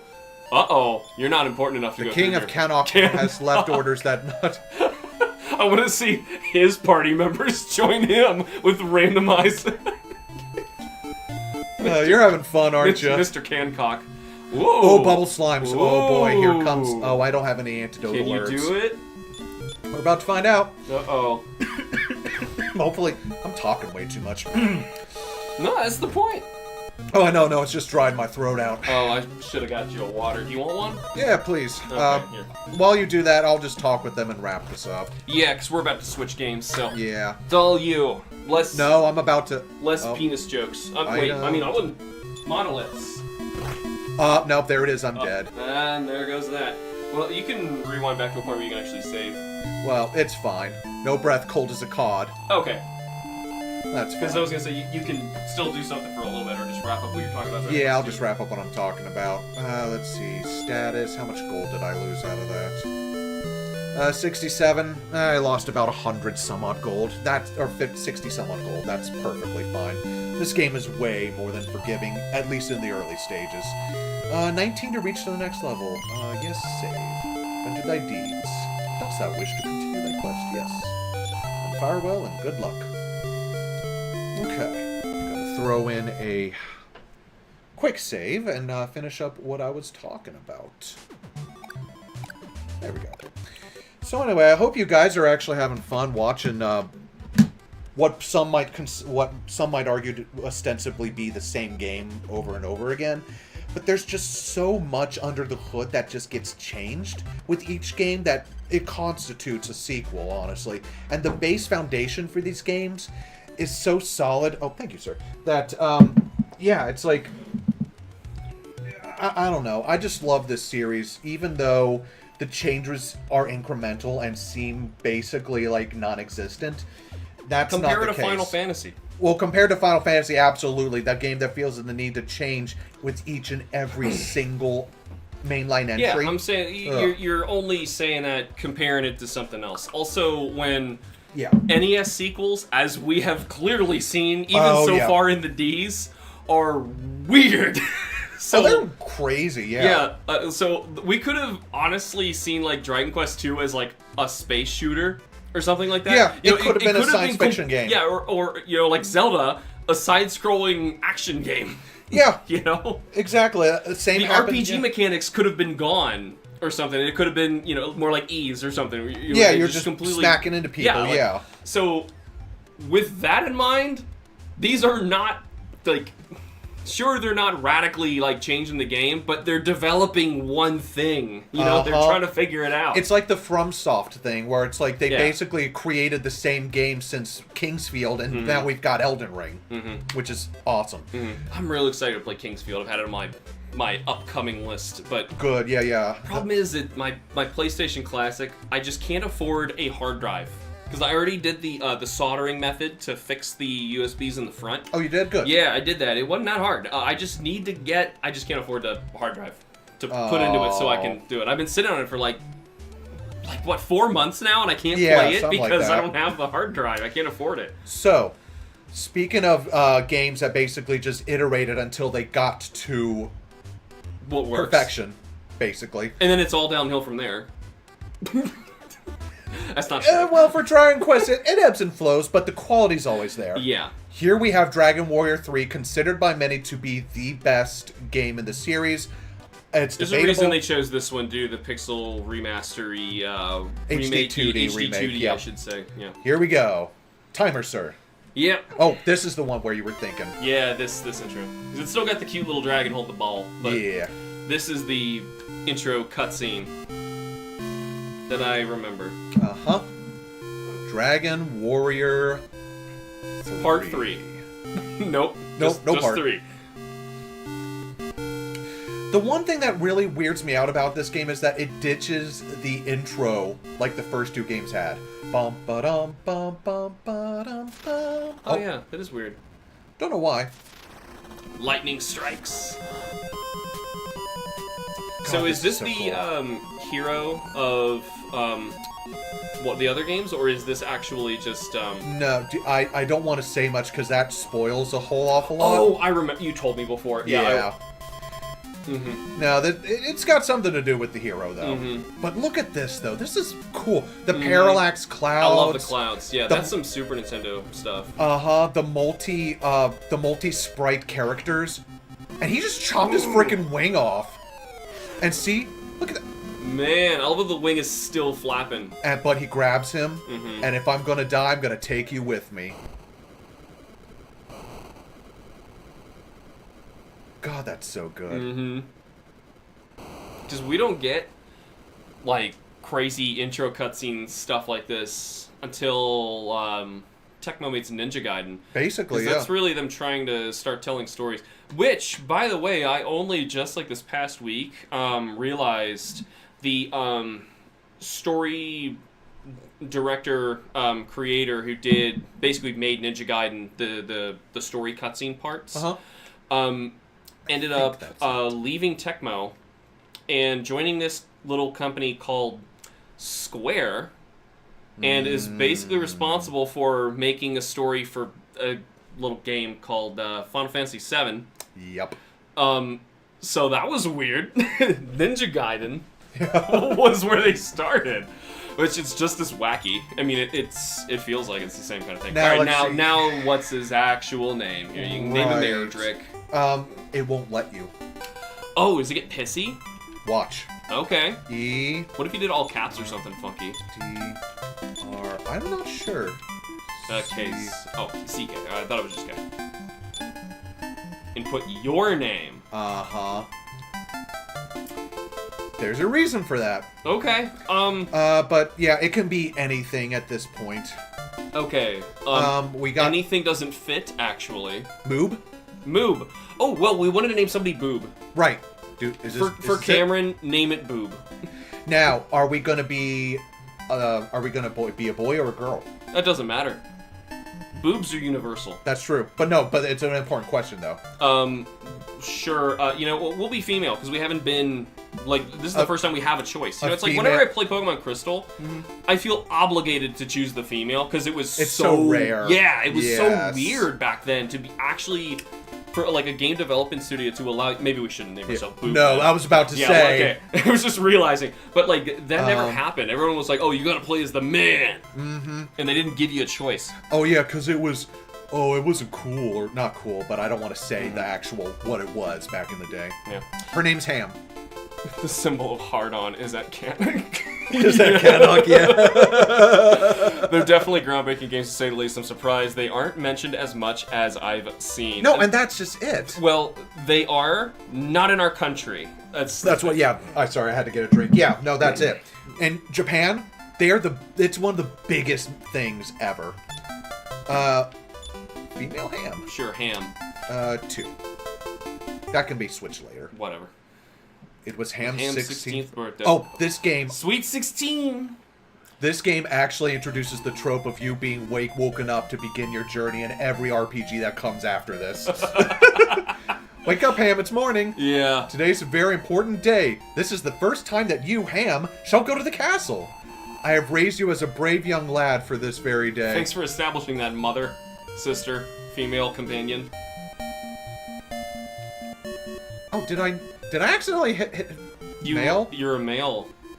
No, you chose female. That looks like a guy. Ham. Where would it say this? Does it matter anywhere? Oh no, female. No, female. Okay.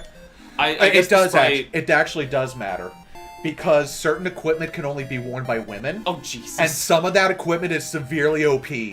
There's like earrings. There's a bikini that you can wear that really ups your. Of course. You can wear a bunny suit and it changes your sprite. Oh my god! It is amazing.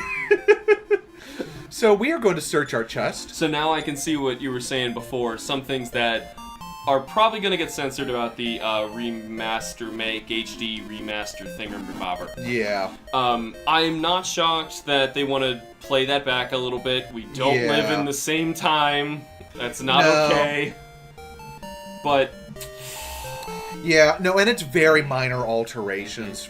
Because when I was first telling you about this, I didn't know that it was as minor as it was. It was just people freaking out because it doesn't say pick male or female. I thought they got rid of the female option for the remake. For the context of what he was talking yeah.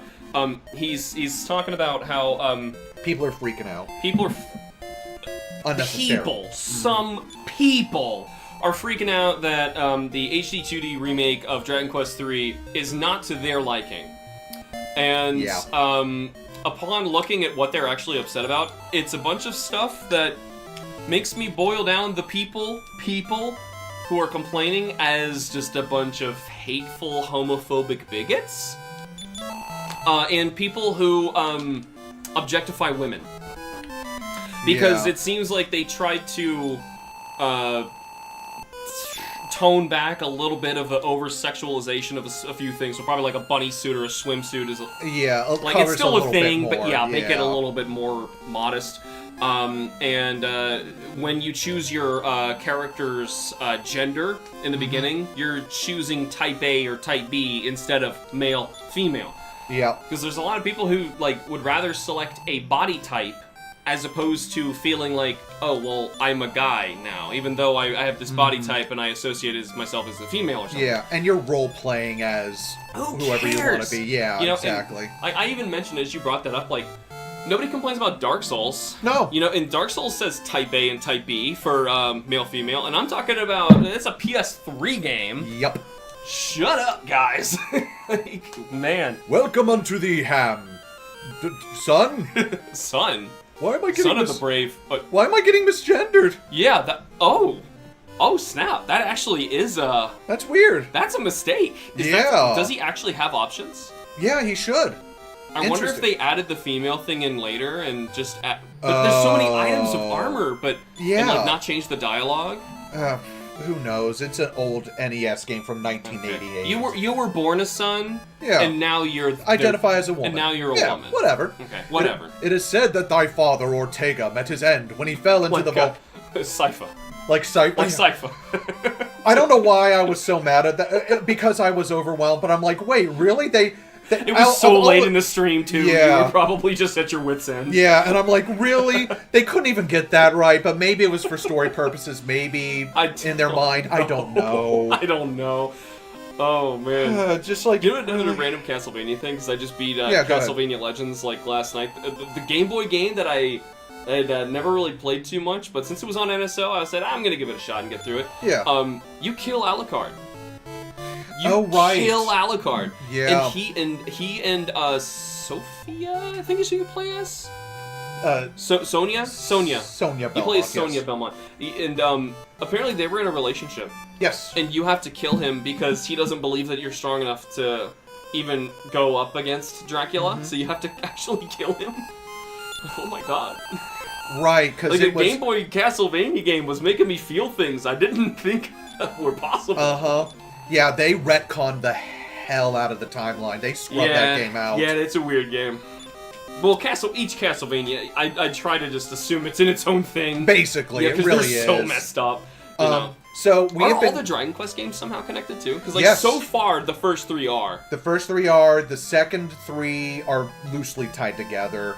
7 is separate. 8 is separate. 9 is separate. 10. Okay, so you have to start drawing a Venn diagram with lines and all that. Yeah, there's cameos and references to a ton of stuff throughout the series, but there's a Dragon Quest cameo in Final Fantasy 1. There is. Here lies Erdrick. And a Legend of Zelda one. There's a Here Lies Link right next to it. You know what really is pretty awful about that? So it's in Final Fantasy 1. You're going to an area with lots of gravestones, right? And the town had been wiped out by monsters, right? And so you can talk or interact with the gravestones, and some will say, "Here lies Erdrick" or "Here lies Link." They didn't even bother to make it look like that was a coincidence. None of the other gravestones say anything. They didn't even put in joke fake names. Nope. Nothing. It's just our game is so good, we're gonna kill Dragon Quest, we're gonna kill Legend of Zelda. Yeah. Why can't we be friends? You could have had like a cool NPC of like a retired warrior or something in one of the castles or something, and name him Erdrick, or like a guy who lives in the woods and dresses in green, name him like, you know, yeah, like that could have been just as. It would have been so much better. Instead, like, you have to go yeah. like, yeah, we killed your character. It's like early Sega Sonic kind of themes. Oh, like, yeah. Or like... just bad faith. Ty the Tasmanian Tiger had put Crash Bandicoot, Spyro, Ratchet in the hospital in one of the ads for it. Yeah, yeah. It's like, buddy... Yeah, 90s commercials are not okay. They're even like some of the... It's fun to go back to and see how cringy they can be at times, but you're just like, dang, let's chill a little bit. Yeah, the ones that are just insulting other games, it's to tie it back to political season. Yes. That's all that we watch, you know, in these commercials. I'm not going to single anything out. Obviously, we all watch different stuff in different parts of the world anyway, especially the country. But like, every single one of just think about this. Every single one of them you watch, or forced to watch, they're just insulting another person. They never say anything about what they're going to do, why they're good, why they're trustworthy. It's always why the other person is terrible. Yep. So that's all that we get is just this toxic waste. And that's what the ads were like for these old games. They were just like insulting and trying to be edgy, trying to hit a certain target audience. I've heard arguments that there is also now an issue of toxic positivity in gaming and stuff. And I'm just like, this game was made by so many people, and you gotta respect it because it was a work of art, and you know all this other stuff. And I'm like, if it's a bad game, it's still a bad game. Do I appreciate the man hours and the labor? Absolutely. Yeah. So, okay, moving aside from that, now we've already been given a lot of information just in the castle alone. In the opening cutscene, we found out that was our father, Ortega, who was battling the archfiend Baramos's monsters, but failed in his quest after falling into a volcano. Well, he kind of succeeded. Oh yeah, he got one of them. Yeah. But you learned that your character actually put in a petition to follow in your father's footsteps and take down the archfiend Baramos, and you have been told that in order to actually, in order to do that, you need to go to Luisa's bar, talk to Luisa, and make your party. This is the first time in the series that you can actually make your whole party aside from the main character. Like Final Fantasy style, which did come before this one. By only a couple months. Yeah, barely, but it did. So, because now we're at the point where gameplay-wise people can compare them, because like they really look identical. They're starting to, Goof-offs are really useless, unless if you want to take one along, wait until you get strong enough and just take one along just for laughs. So there, in this, let's see. We can see our party. Yep, this is the Adventurers Hall of Registration. I can register anyone you wish. Register, you may depart with them no more from than 3, though. Exactly. Because otherwise, ideally you'd say, alright, everybody in here, let's go! Nope. Let's go fight a dragon on a quest. So you have to save every time. So what do we name? What do we want to name? Okay, we're gonna make... Boob. Somebody needs to be Boob. Okay. We're gonna make... Well, with an M. There has to be an M in there somewhere. M-Boob. Moob. Moob? Moob. Well, it's B-O-M-B. M-O-O-B? Yep. Moob? Okay. Moob. We'll just keep rearranging... Because what I want to do is make an all-lady butt-kicking squad. Okay. So... Team Utter Destruction. Exactly. Yes, you got it. You got it. My man right here gets it. U-D-D-E-R. Baramos, prepare to face your utter defeat. So I was playing Final Fantasy Remake, the first one, and where's M? There it is. That's what I called when the game makes you split the party up, and I had to be Aerith and Tifa at the same time. I was like, Kim, this is team. Like, Tifa's so powerful, and Aerith could just keep me alive. At least Team Utter Destruction. Get it? They're flopping all over the place. She's like, shut up. You're so bad. Let's see. I'm trying to remember. It's Soldier. It's Soldier I want to take. Okay, so these are your characters that you can take. You don't want with 3 you. goof-offs? No, because they literally... You take the goof-off challenge and try to beat the game as 3 goof-offs? You can. You literally can. Well, you could theoretically solo it, too. You don't have to do this. No, but it's better just to do it. Oh, yeah! So, your choices are the soldier, who is the one who will, like, wear all the heavy equipment and can wield any weapon. Compared to a fighter, what's... The fighter is the monk. So they are bare-fisted. Oh, okay. And yeah. That makes sense. I wish it just said monk, but it's not really established yet. No, not really. Then you have pilgrims, who are your clerics. Wizards are self-explanatory. Mm-hmm. Merchants actually can get you more gold after a fight. Huh. And you actually need a merchant for the main quest later on. Equips weaker stuff like a thief? Yes, too? exactly. Okay. And then the goof-off does literally nothing. They will actually waste their turn in battle. They'll they'll juggle, they'll somersault, they'll make a joke. Oh my god. However, there is actually a reason to take them. In this game, kind of like what Final Fantasy does with the rat tail when you take it to Bahamut and you get a class upgrade. Yeah. Goof-offs, when you get to the temple that allows you to change classes, the goof-off becomes a sage, and he can learn every spell, both from the pilgrim and wizard school. He becomes the red mage. He's a better red mage, honestly. And you said now, before we leave this screen and you start selecting them, you said in the HD 2D Remake Master thing, they're adding more classes? Correct. So we are getting the Thief class, like we did in the Super Famicom remake, which never came to the States. Cool. We're also getting, I believe, the Beast Tamer, who can actually tame some monsters. Like, I believe. what game? Dragon Quest V. 5, yeah. Yes, well, exactly. Another one they didn't really give us till, DS. Yes, because PlayStation. Because we didn't even get the PS2 remake. We got the DS remake in 2009. Oh my god. I know, it's such a shame, but I'm glad we got the DS version because honestly, I think it's the best version of the game. These games play really good on DS. Oh, they do, absolutely. So we're getting 2 new classes. So, let's make this. Yeah, soldier. We're gonna spend way too much time just. Jeez, we gotta. This looks fine. Sure. So does this randomly roll each time? It randomly rolls your character each time, like out of wizardry. So you can actually keep rolling however many times you want to do. Inventory and all that stuff changes too? Yeah, they can either have like a club or like a bamboo pole. Okay.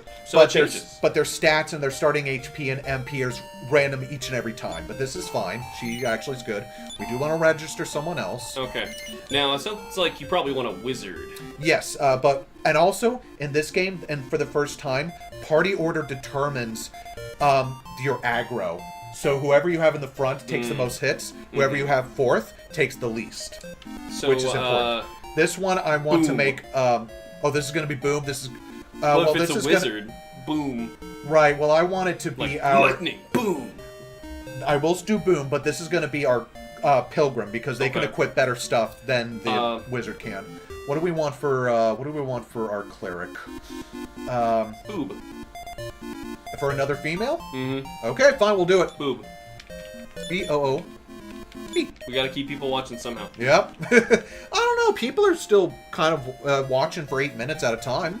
That's pretty good. That doesn't mean anything. Don't worry about the stupid statistics on the bottom of... okay, fine. Pilgrim, female. Yep. That's actually really good. That's fine. Big numbers are big. Yep. Good. This is the right person. Club, just like the... and we're gonna register one last person. Yep. Oh, nope. I want Boom. You wanted Boom. Boom. Nope. B-O-O-M. Boom. Oh, it won't rap. That's right. Oh, that's annoying. Wizard. Female. Yep. I was gonna say that's probably your bet. That's not so great. No, I'm gonna say no to this one, actually. So now, is that based on the name Boom, or is it just random? It's just random. Okay.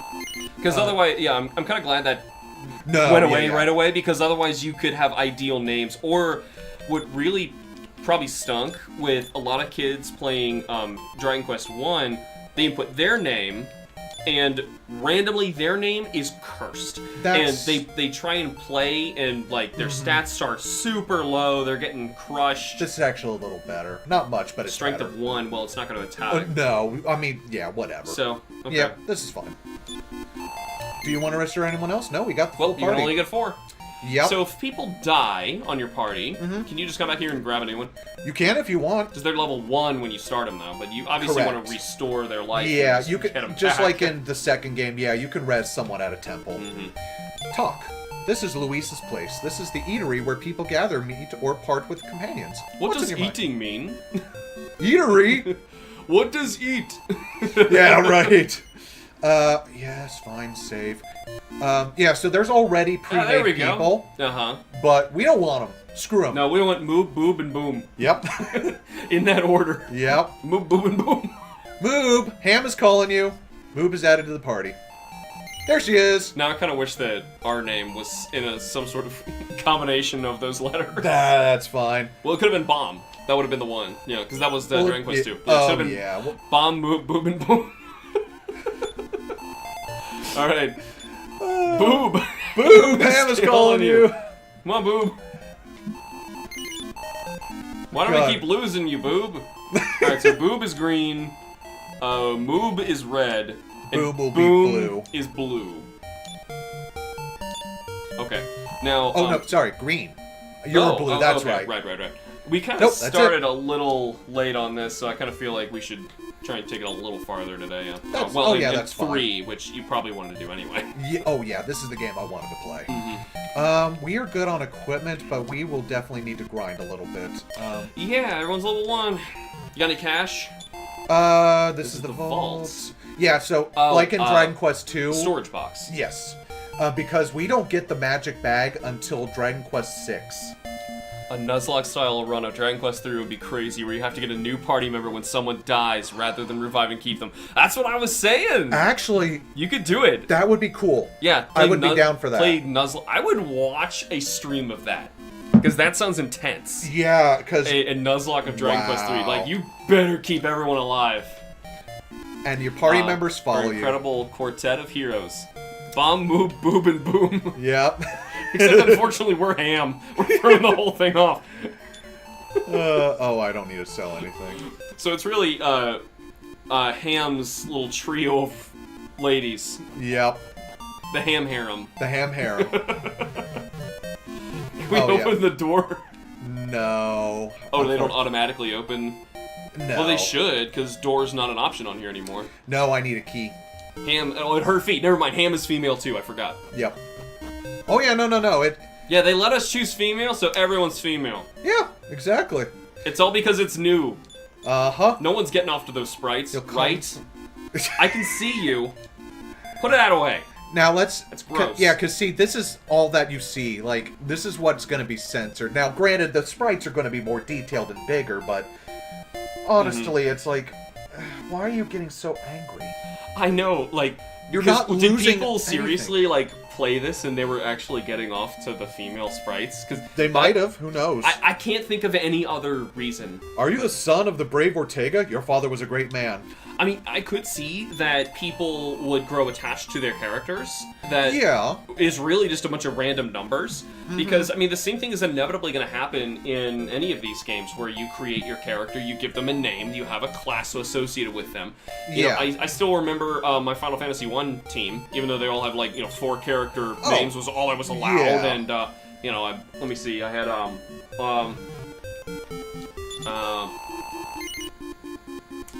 Wiz, Fizz, Small, and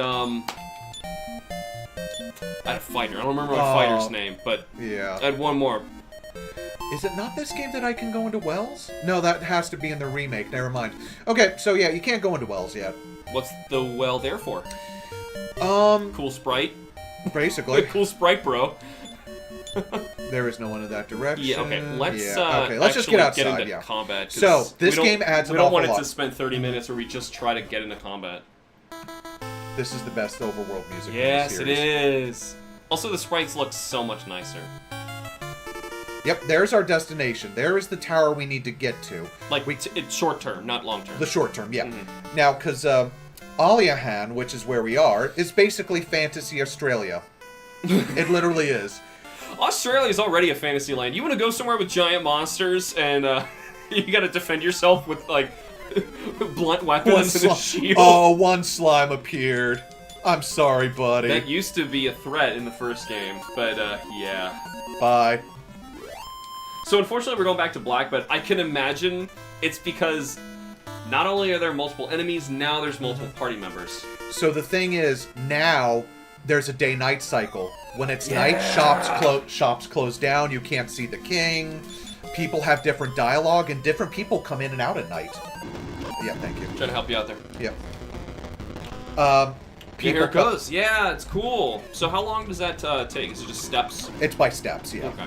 Black So Raven, that's new. Oh, yeah, you might want to take a look at... Yeah, these are the new enemy. There's Black Ravens, which are called Stark Ravens in later translations, which is funny.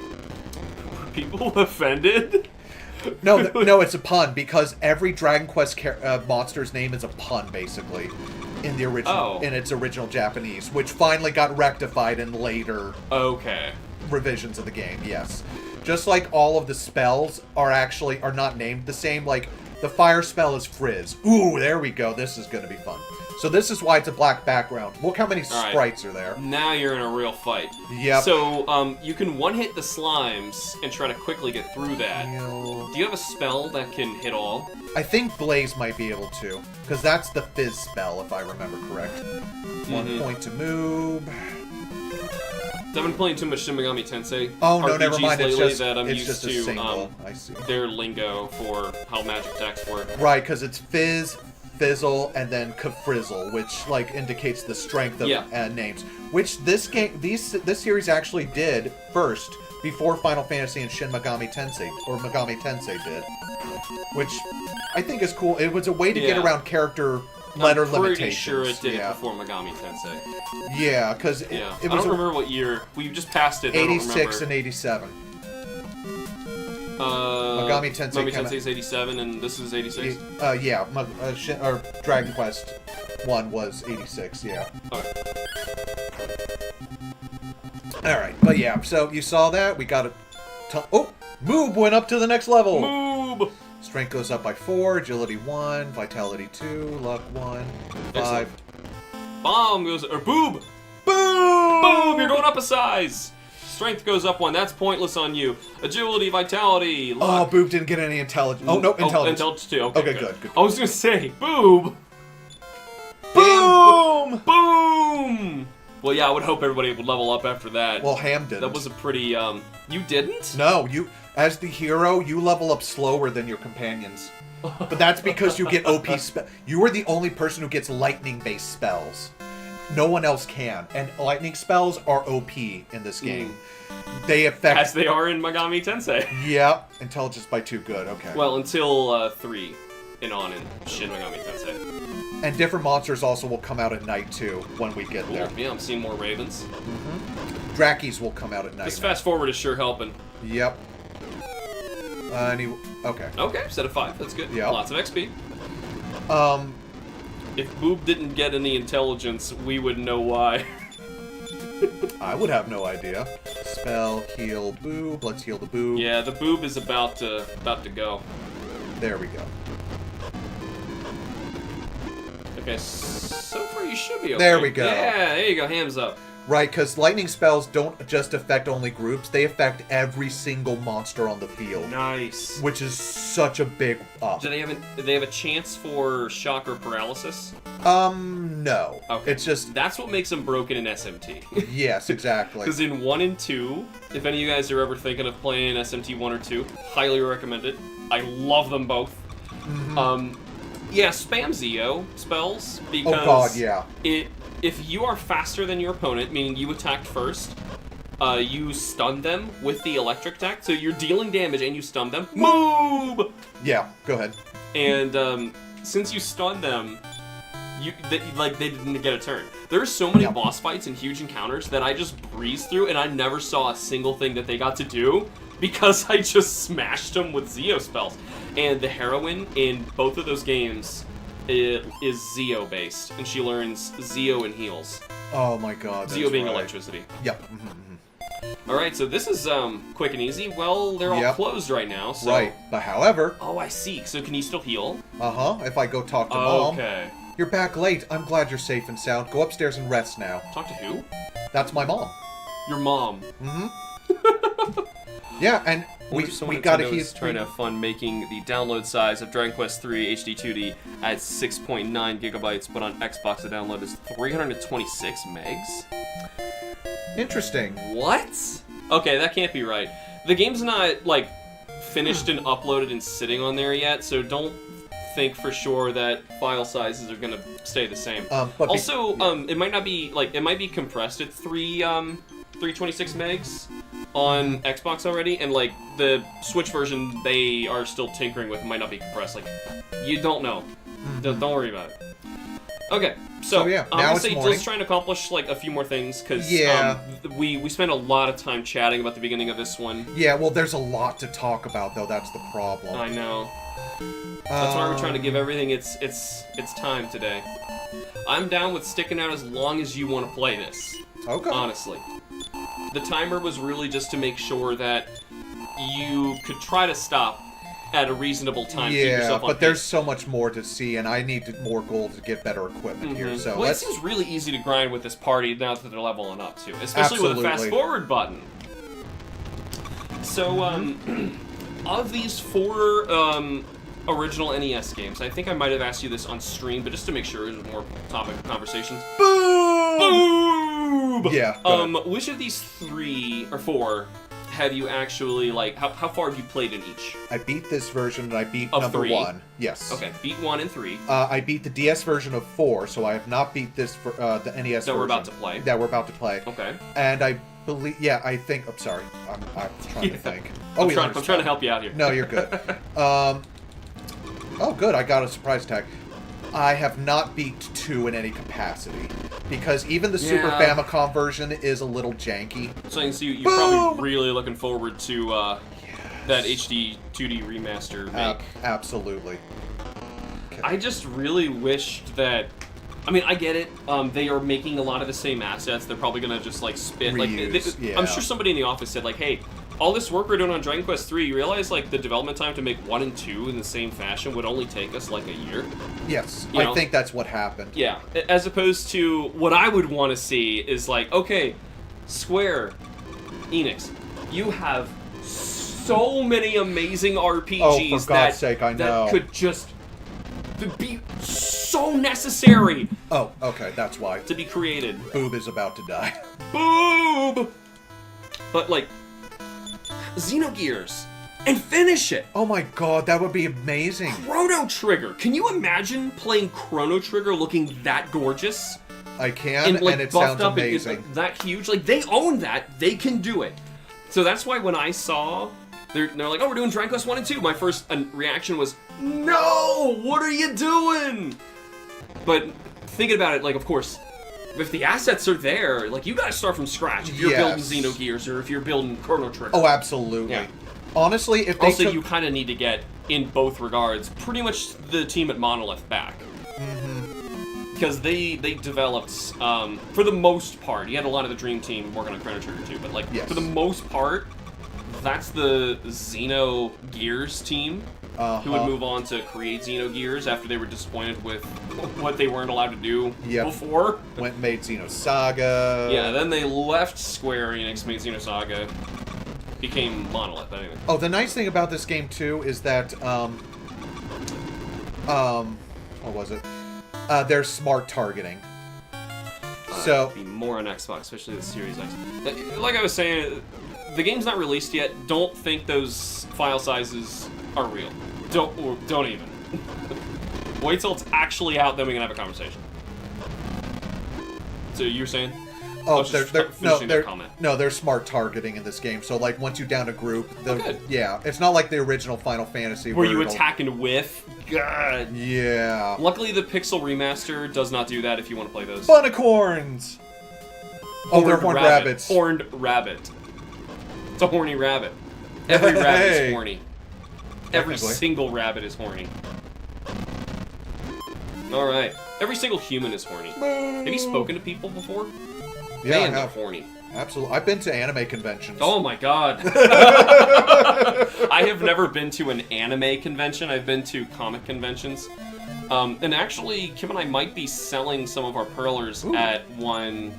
We haven't been to a convention in like 10 years, but we might be at one this next year. Ham examine the ground at her feet. Everyone else just calls me dude. Yeah, that's correct. Yeah. So when you're by yourself, well, you know what? It's the 80s. Ah, they don't So understand. when you speak with your father, Yes. you're still his son. When you're by yourself and doing your own thing and open up the treasure chests, you are your own person. Ham. Agility 1, Vitality 1. Good for Ham. Ham learned a new spell. We're waiting on Boom next. Yes. Get the Boom. The mobile port on Switch is 340 megabytes, and I know there is no way the size is actually that big for the HD2 remake, but the game has got gold, so it's finished if I understand correctly. Ooh, Wayfarer's Clothes. Okay, good. That's an upgrade. All right, item. Let's wait till it's released. It's like I don't want to like make a silly argument or like conversation about something that is gonna be pointless in what, a month? Is it finally coming out in like a month? November, so 2 months. A month and a half. Like, Cypress Stick, Wayfarer Clothes. Good, your defense goes way up. Boom. I think next month, speaking of RPGs, Metaphor Refantasio. Oh yeah. Next month. I've heard interesting things about that. After playing so much Shin Megami Tensei, Boom. I'd be the crazy person to say the worst Shin Megami Tensei game is better than the best Persona game. And really? Yes. You think SMT5 or not 5? Which one is considered the worst SMT? I would say SMT2. I love it, but I'd say SMT2 is the worst. It is the most broken. So yeah. Okay. SMT2 is better than Persona 5. What makes you say that? I could go on, but we're talking about Dragon Quest today. So anyway, fair. Just me personally, I loved Persona 5. But I think that like the design concepts and what they were doing, it was so braver, and so braver. That's the only word. So much more courageous. That's the word. Creating SMT2 than Persona 5, which is a very stylish game, but it's a very safe Persona. And Persona, it's really what they're inspired by for making Metaphor. Now, they're taking a lot of stuff out of that, but what I really love is the SMT part. You know, they had, the fusions, the monsters, the allies, customizing how all the creatures work, fighting all sorts of ridiculous deities and entities from all mythologies and religions from all of human history at the same time. And that doesn't really happen in Persona. They're kind of just like in the background, especially in 3 and 4. Well, obviously in 1 and 2, they're really not even a thing there. But yeah. Here we go. Here we go. Actual progress. Yeah, I'm at the tower. Okay, that thing that we said we were gonna go to. Giant anteaters. No, thank you. Anteaters are actually really aggressive. Yeah, they are. That's the terrible part. Like, it doesn't even have to be a giant anteater. It could just be an anteater.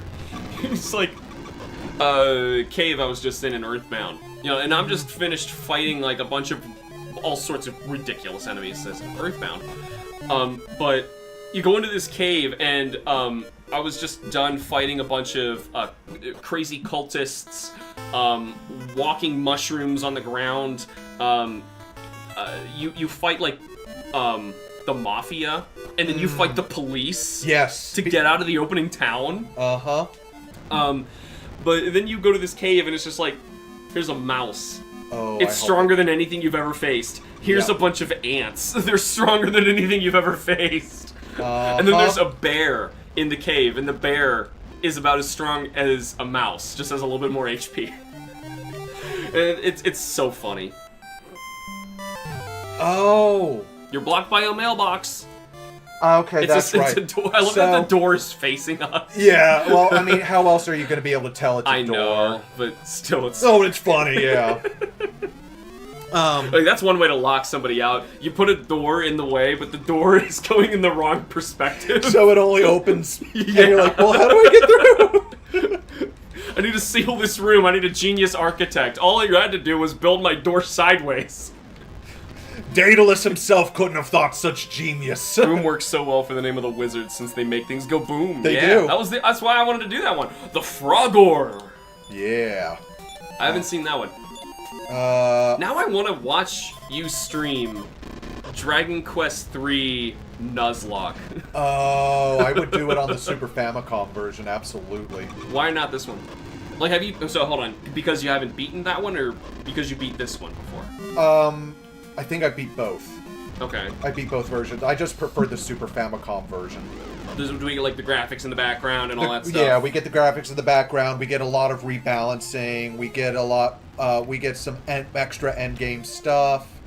Okay, so that's fair. Yeah. The extra class, the Thief, is actually really fun. And... Okay, let's see. You might be in trouble here. That's a lot of heals you'll need to do if you survive. Woof, okay. Yeah, hand out heals. We can't just... well, Boob is out of MP. Oh, do you have any items? Herbs? I do. Let's see, but let's just make sure... Oh, Ham doesn't know any spells that can be used. Do you have any outside. items that can give MP? No, that's not... Oh, I don't have any magic water. That's a late game thing. What are you talking about? To get your MP back in Earthbound, you have to touch a butterfly. Yep. And it makes you feel nice. It does. Like, oh my god, like the weird mechanics in that game, like feeling homesick. All of a sudden, I'm like, yeah. because you gotta remember, you're playing as a little boy, Yeah. and like you lose track of that because you like get in the mindset like I'm playing an RPG and I gotta work hard. Like I just had to fight all the police, but also I'm a little boy and he misses home, and like you try and attack like, okay, come on Ness, I need you to hit this. And it's like Ness misses his home, and that's his turn. And you're like, Yep. no, like what am I gonna do? Oh, Yeah. your new party members all started level 1. Yes. Like, I was handed Paula, and I'm like, yes, finally, a second party. Oh my god, you're gonna die. There is an inn at the tower, I think, says Joe.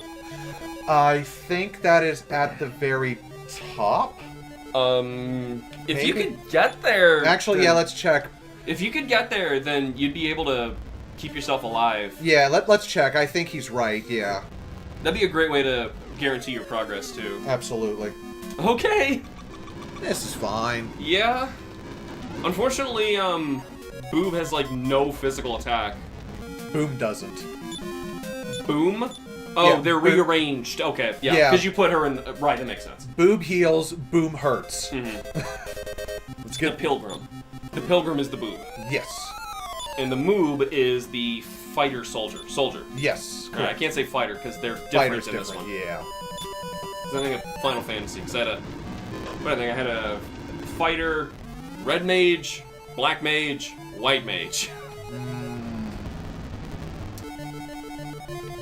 Seemed to be the most vanilla way to get through the game. It is. Search, please be another medical herb. I liked how weird even that was, because I think Final Fantasy 1 was, in a large part, looking at these and trying to be strange. It was, yeah. Like, this had its own goofy... You get the key at the top, but the inn is slightly farther, and then there are stairs down. Okay. On the left side, he says. Okay, so I'm not technically in the tower, I'm below it. Ham levels up! We can try to get to, do you get MP when you level up? No, it does not restore. Oof. Yeah. It's old school in that regard, Yeah, that's generally a newer thing. Boob leveled up! Well, SMT did that. I don't know about Megami Tensei, but SMT did that too. Right. Because I would see it coming and like intentionally just like go crazy with magic spells and healing everybody and then level up. Alright, so let's actually get into the tower. Mm-hmm. Here's the stairs down. He says on the left side there should be... Can you walk under that? Oh, yep. yeah! Yeah, it's a way for the NES to conserve memory, so it hides and takes everything else out of memory, and then just reloads it all back in. I like that it's like, that's what you see.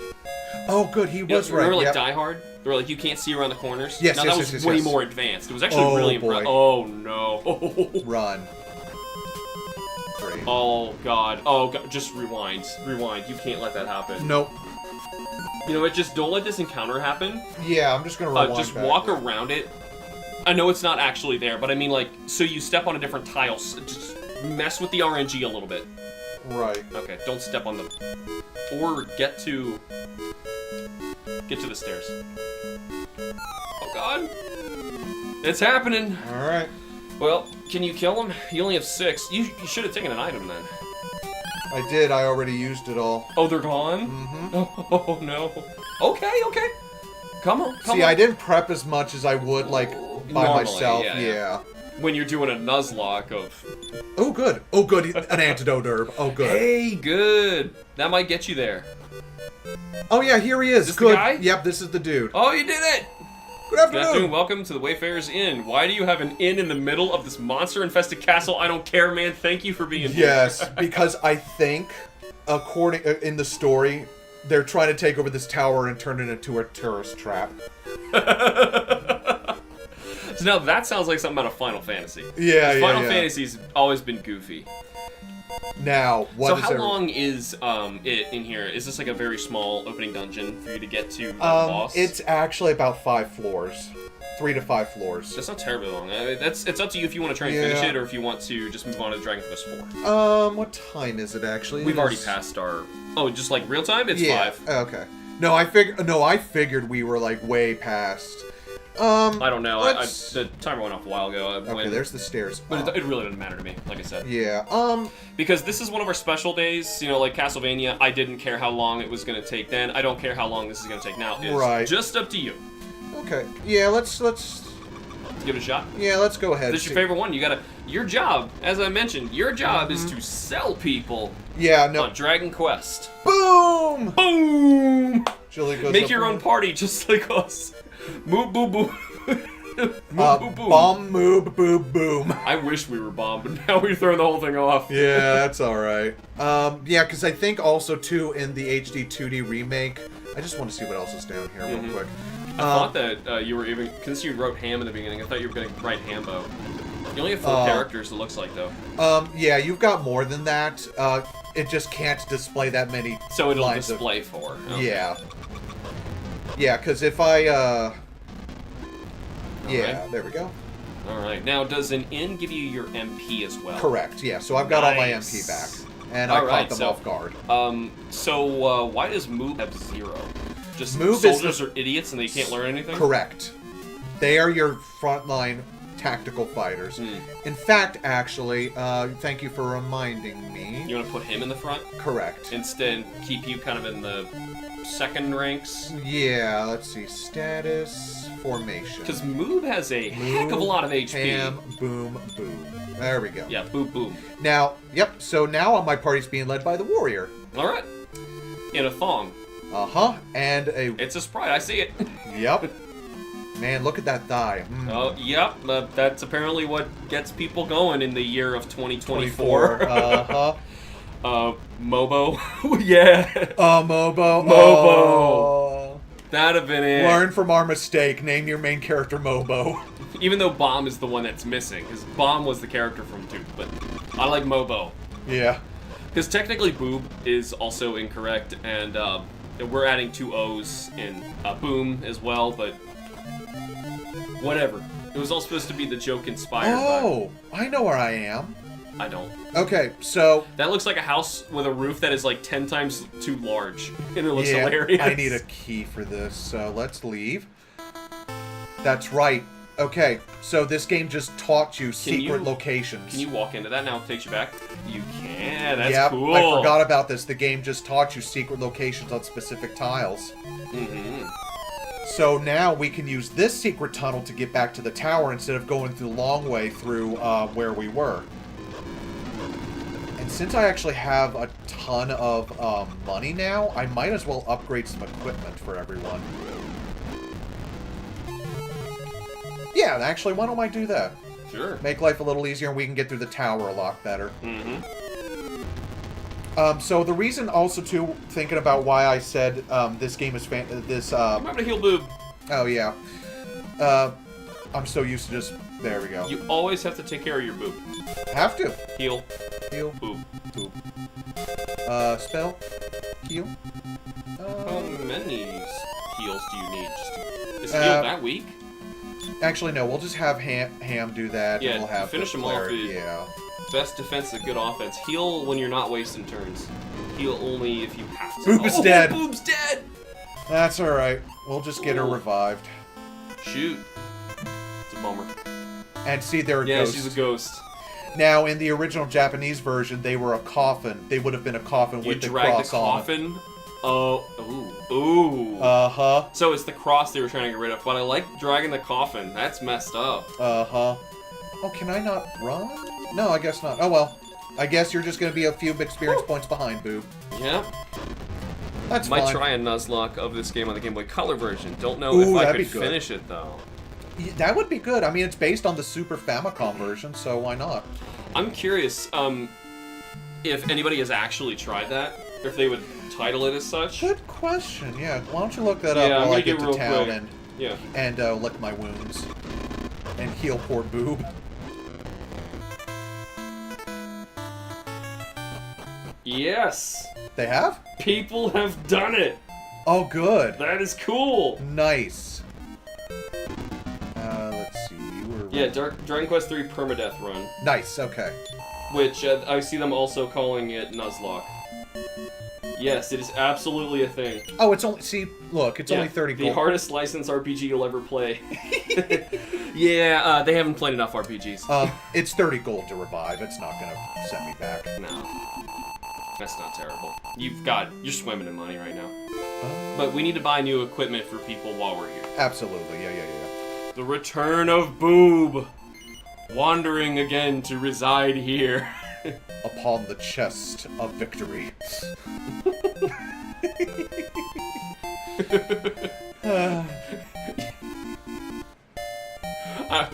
You're jokes welcome. I'm saying are not okay.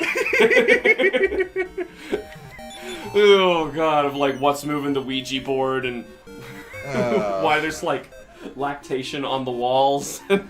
So let's go ahead and get a copper sword for my other person.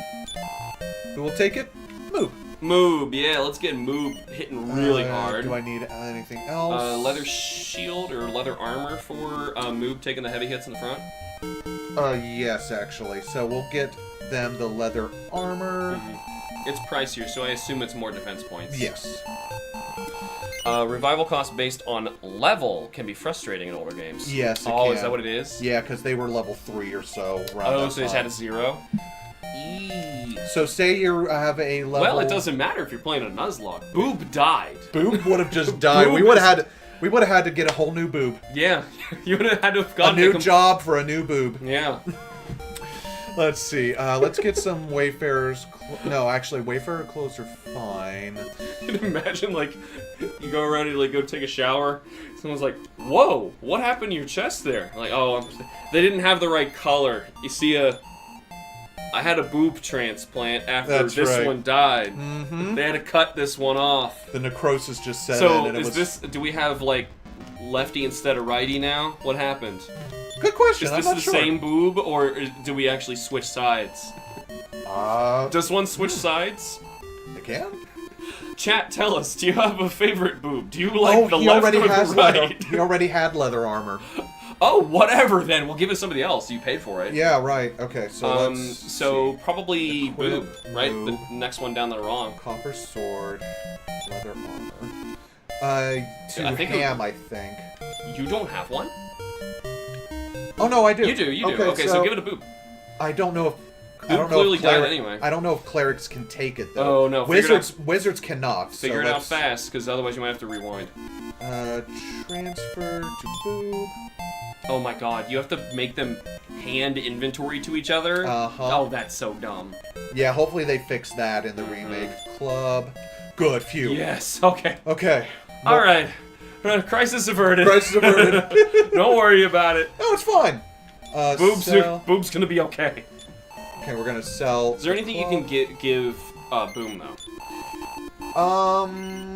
Otherwise, Boom's gonna become dead weight fast. No, unfortunately, no. I already gave them. First town. Yeah, I already gave them the Wayfarer's clothes, and they already have a stick. So that's it. Can't get much better than that. Nope. 52, thank you. And now I can actually get something else. I already have the copper sword for me. That's the best I can do. And actually, let me see here. Boob already has a club and leather armor, and she cannot wield a sword.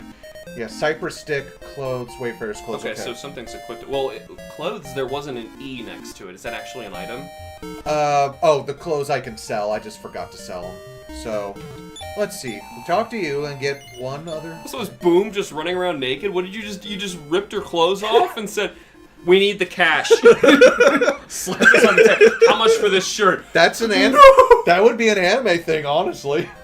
It's in every RPG. They've got Wayfarer's clothes on. Like, I find that really weird in like Persona, where you're a bunch of high school friends, yet I can take my friends down to the pawn shop, strip one of them, slap their clothes on the table, and say, "All right, how much for this?" 28 maka or whatever you charge. Yen. It would be yen in that one. Okay. I want that gun over there. I'll take that. Thank you. What do you mean? You're not going to be in the front of the party anyway. You shut up. Like, exactly. I got a gun for your clothes. They go home, tell their mom, like, "Where'd all your clothes go?" "Oh, my friend, they took all my clothes off and sold it to a pawn shop so they could buy a gun." Honey, tell me the truth. You were having the SEX, weren't you? Nothing that stupid could have happened to you today. Yeah. Like, if a kid is telling you that story and they're lying, the truth is going to be horrific. Yeah, right. All right, Moob, copper sword, leather armor. That happened all the time. Actually, I would have to sell people's armor. Let me see something. Let's give the leather shield to Boom and see if they can equip it, because if they can... It'd be really nice if the Pixel Remaster has an optimized button. You go, bam! I hope so. Well, in Final Fantasy is what I meant. Oh, yeah. Final Fantasy, you just, boom, you just run off and you go. Also, you go to the shops and it'll just show you, like, arrows ups and down if it's better. Good, she can't equip a leather shield. Excellent. Awesome. Okay. Oh, Cameron's back after all the sexual jokes are over. Oh. I was waiting for you. Unlike the sexual jokes. So anyway, in other news of this week, I spent a lot of time with that new screwdriver set I mentioned, because I need to open up my old games and clean stuff up. I decided I need to clean out these old controllers and stuff, so I cleaned my Super Nintendo controller, because it jiggled and made that weird noise, so it sounded like some plastic loose inside. Oh, yes. Opened it up, that's just what they sound like. Everything was where it was supposed to be. The L and R buttons are just really... just loose plastic.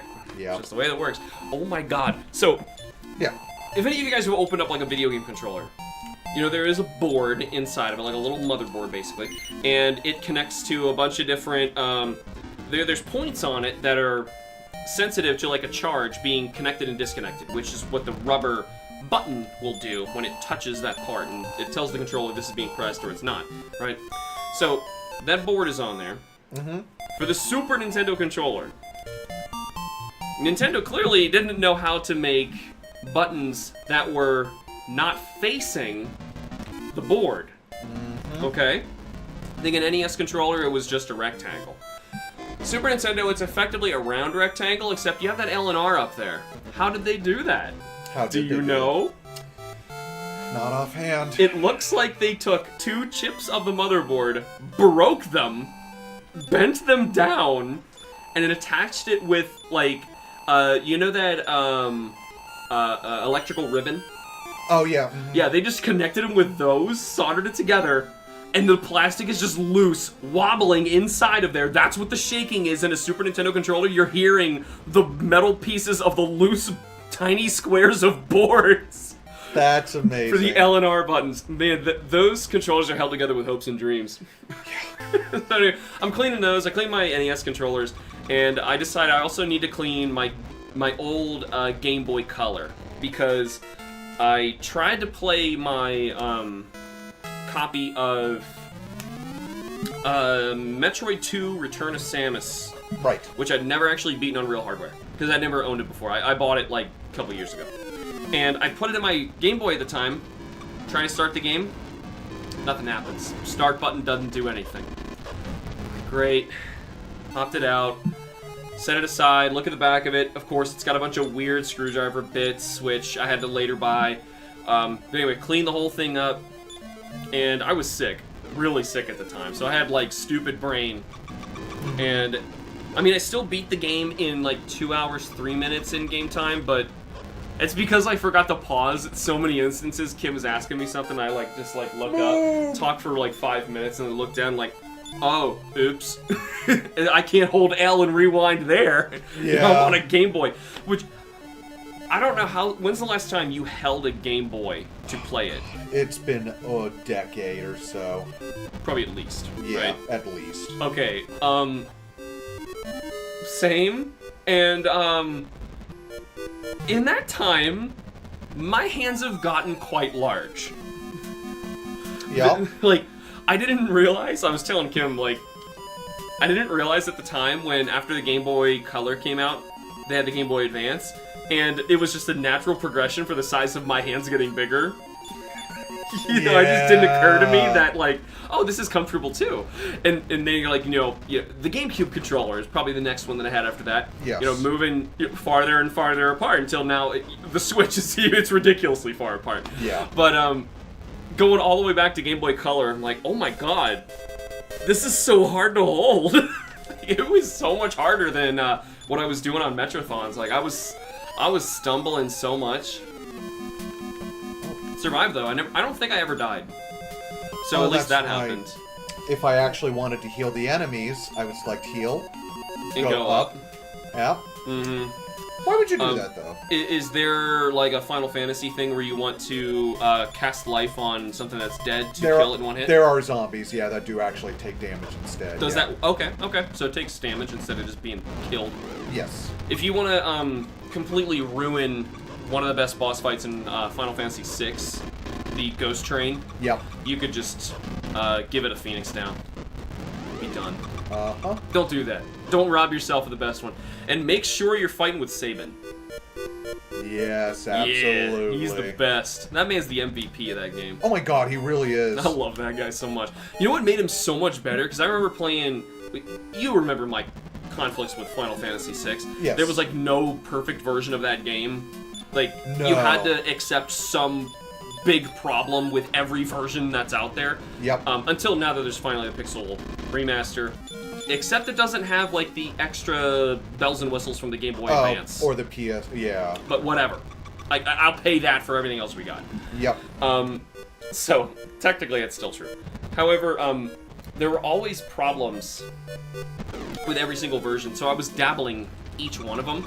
And in the Pixel Remaster, I realized how helpful it was that they put Sabin's input commands on the top of the screen when you chose one of his blitz moves, and you could actually perform them, and it would show you which buttons you have pushed. You know where in the sequence you are. Every time. Like, I don't think I ever messed one of them up.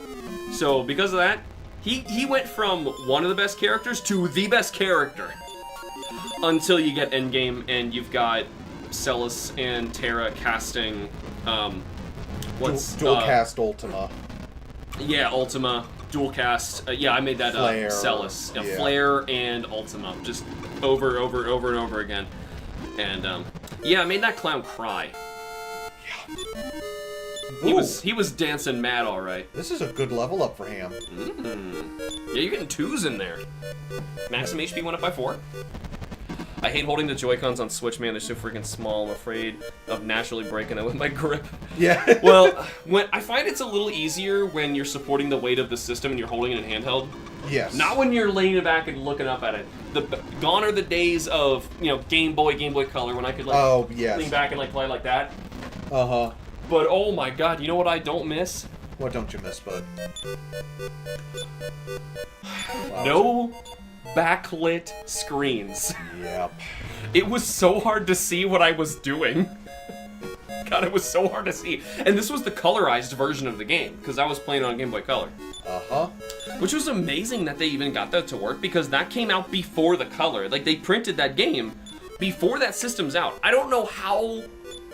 Gunpei Yokoi is a magician, because that was his game and his console. Mm-hmm. So, I don't know. Ham's gonna get a hat. What a wizard. There we go. I'm gonna fan the room a little bit. Yeah, go for it. Cool my computer down. Yeah, absolutely. Because it gets hot in here. Yeah.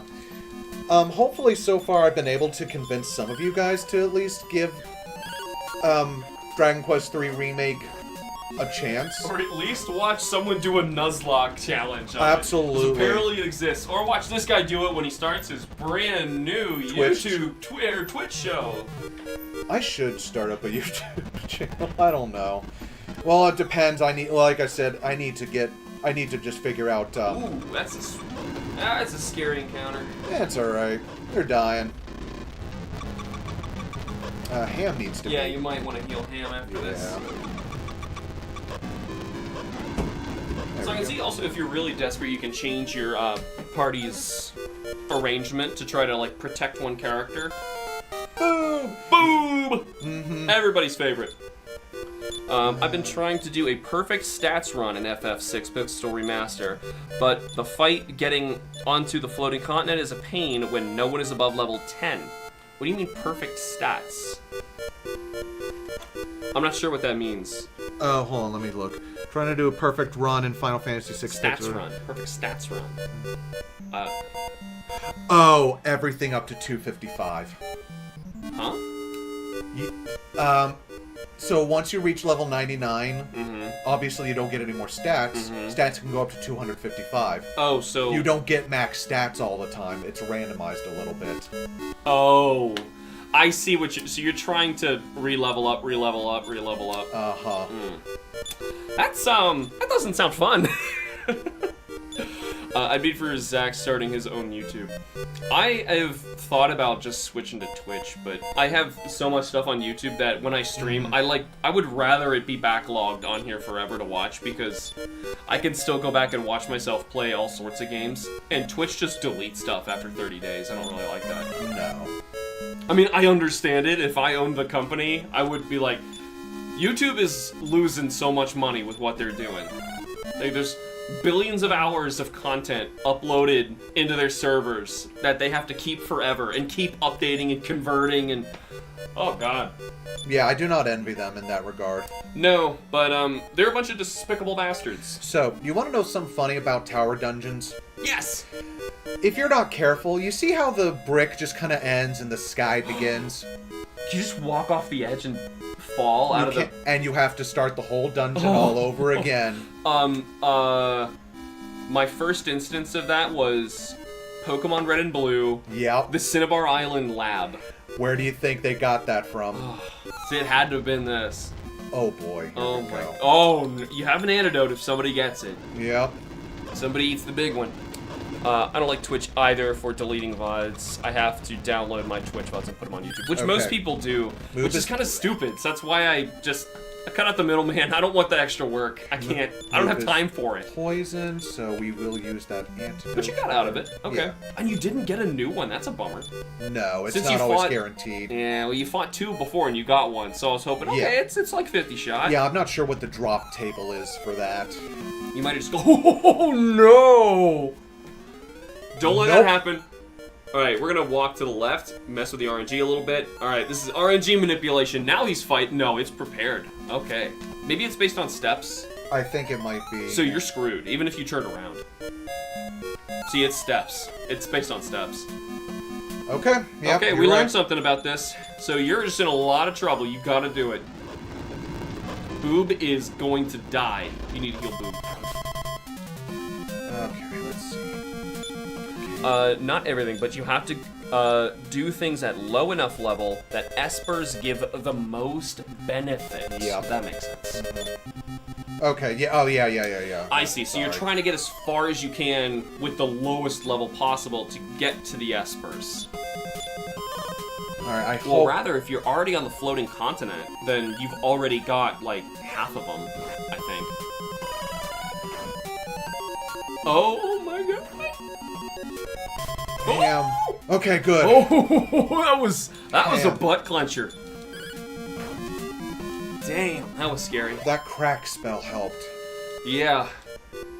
I know. A lot of goods, but oh my god. Yeah, no, poison slimes are like bubble slimes are nothing to mess with. 7 runs of Dark Souls 3 and Elden Ring. 2 runs of Warhammer 40k, Dark Tide, etc. You know, I've been thinking, maybe I'm insane because I don't have time to do this, but I really want to. I've been thinking of trying to do a soul level 1 run of Dark Souls. I don't know why I hate myself so much, but that sounds really fun. Either how much you hate yourself or how much you love Dark Souls design.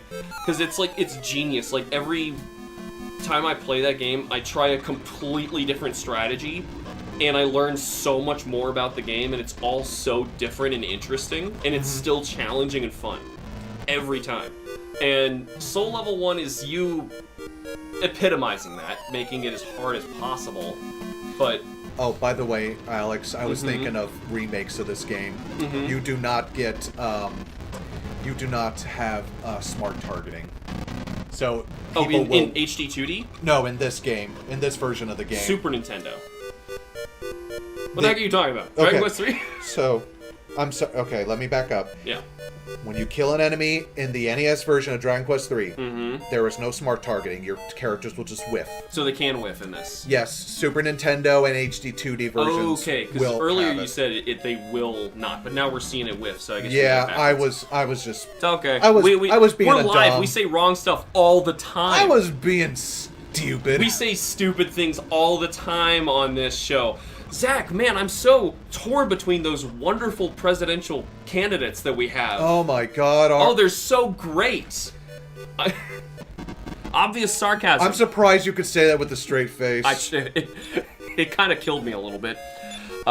If I can get to the floating continent, I can get my final character, Shadow, and then start using espers for levels, so easy in Pixel Remaster since you can just turn off XP gain and stop fights. That's true, yeah. You can turn it off. Not Soul Level 1, but enemies and bosses will hurt. I know they will. Thing is, like, it would be playing like an extreme pyromancer, which I've never done, so I figure I'm gonna combo those two ideas. I've never played pyromancy that much. Oh, yeah. In Dark Souls. Like, I played a sorcerer. Really?